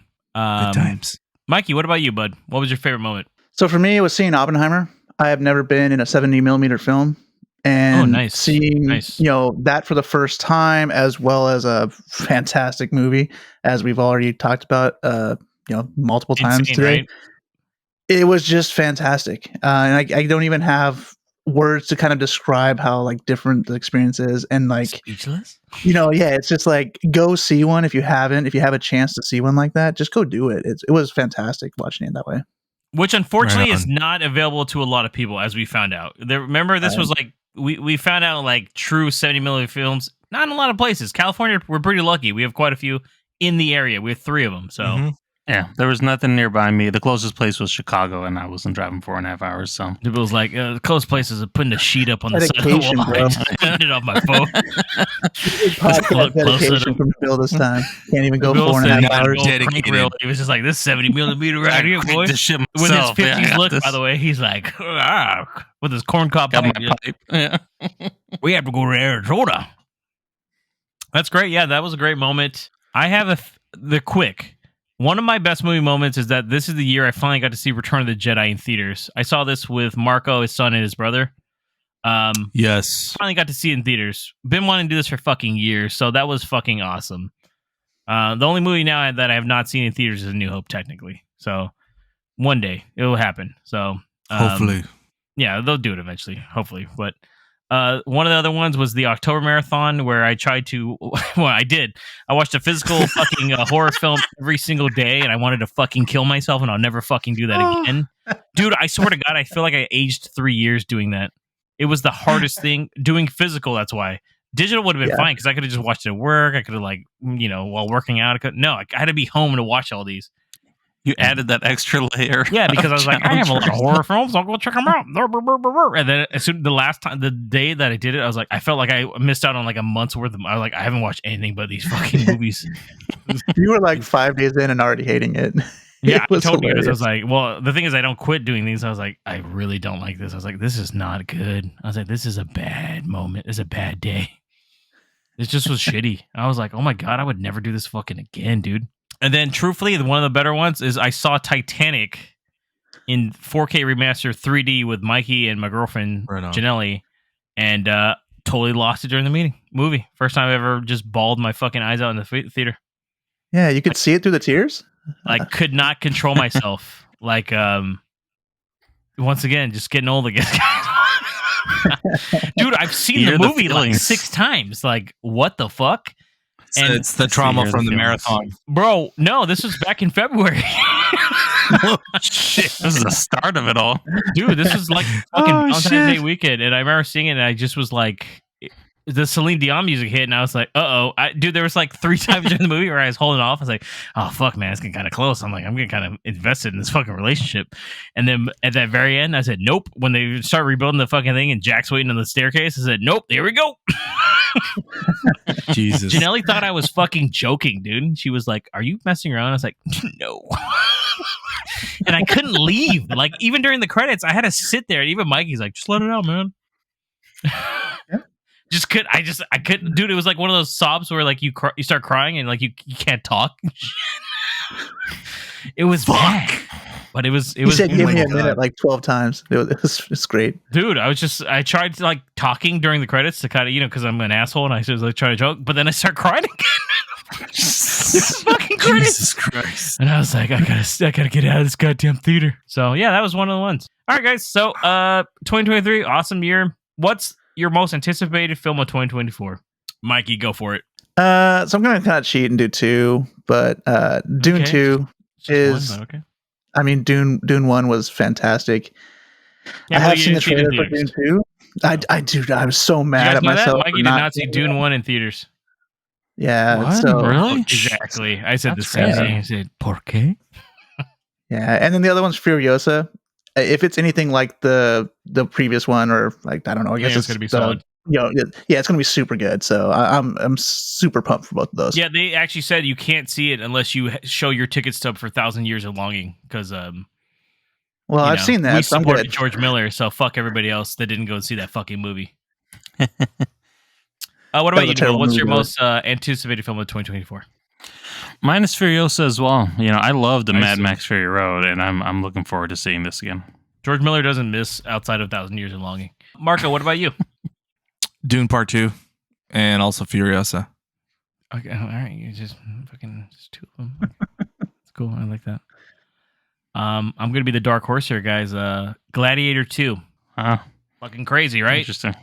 I really like. Good. It sounds good. I really like Ridley Scott's like latest stuff that he's been coming out with. So, and Paul Mescal, as we know from last year's Oscars, is a really good fucking actor. So, and he's looking jacked. I don't know, boys. So, I feel like it's gonna be fucking great. So we'll see, or it's gonna be dog shit. And I'm like, fuck. I mean, Denzel's in it too, man. Come on, man. Shit. So that's the end of our ranking. There, we are jumping in real quick before our outro. Our newest segment is going to be very close. I don't know if we actually described it last time, but very much like how we talked about movies that scared us as kids. This new segment, I don't know what we're going to call it yet. We'll have an official one next time. It's probably going to be convoluted and long, but this is a comedy. Or I guess we might say, guys, we're going to recommend a comedy to each other to all watch, and we're going to review it on the following week, obviously. But it is more or less kind of either a forgotten comedy or a comedy that not as well known. So, for instance, we're not going to be saying like Dumb and Dumber, right?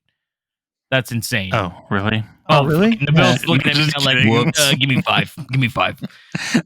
So, Nabil is the first one to do this. It's going to be followed by Marco, me, then Mikey will end it out. So, Nabil, let us know what comedy or what relatively unknown comedy, let's say that, right, guys? Or one that not a lot of people talk about it anymore. That it doesn't have to, once again, we don't want something too newish, but it could be from your childhood, it could be from your teenage years, 20s, whatever. We don't care. What is the movie that you are going to have us watch? So to start this off on our new film journey here, I've decided to choose the 1992 film Stay Tuned with John Ritter. Sorry, Marco, you're going to need to wake up. What? Whoa. I've actually never seen that, so... Oh, it's gonna be good. I can't wait for him to see it. Actually, it's a good movie. Have you seen this, Marco? I love it. I don't think I've seen this. By the way, no, it is on Prime. Yeah, you can watch it on Prime. I've never even heard of this movie, so that's cool. I'm shocked Marco's never seen it, or he'll watch 10 minutes and be like, "I remember, I was a background extra in this movie too." Probably. Me and Bugs Bunny were out there smoking cigarettes on a lot together. He's a real person, just let you know. Whoopsies. I'm not supposed to reveal that. Warner Brothers might come from my neck. All right, cool. So we will be watching Stay Tuned. Thank you, Nabil. All right, so that is the end of the podcast.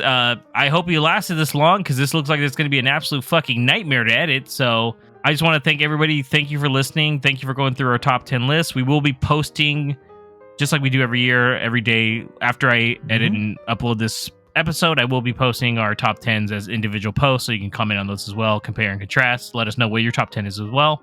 Marco, let them know other ways that they can reach us too. Listen and follow us on your favorite podcast service. Trust us, we're on all of them. For a quick link to all our socials, visit linktree/moviepalspod. That's linktr.ee/moviepalspod. Thank you, and make sure to smash that subscribe button so you never miss an episode this year or the next. And make sure to also stay tuned for our next episode, episode number 166, where we will be reviewing the newly remastered in 4K, The Raid Redemption. And of course, the newly announced 1992 comedy, Stay Tuned. Thank you, Nabil. Until next time, this is James, Marco, Nabil, and Mikey. Have a great one.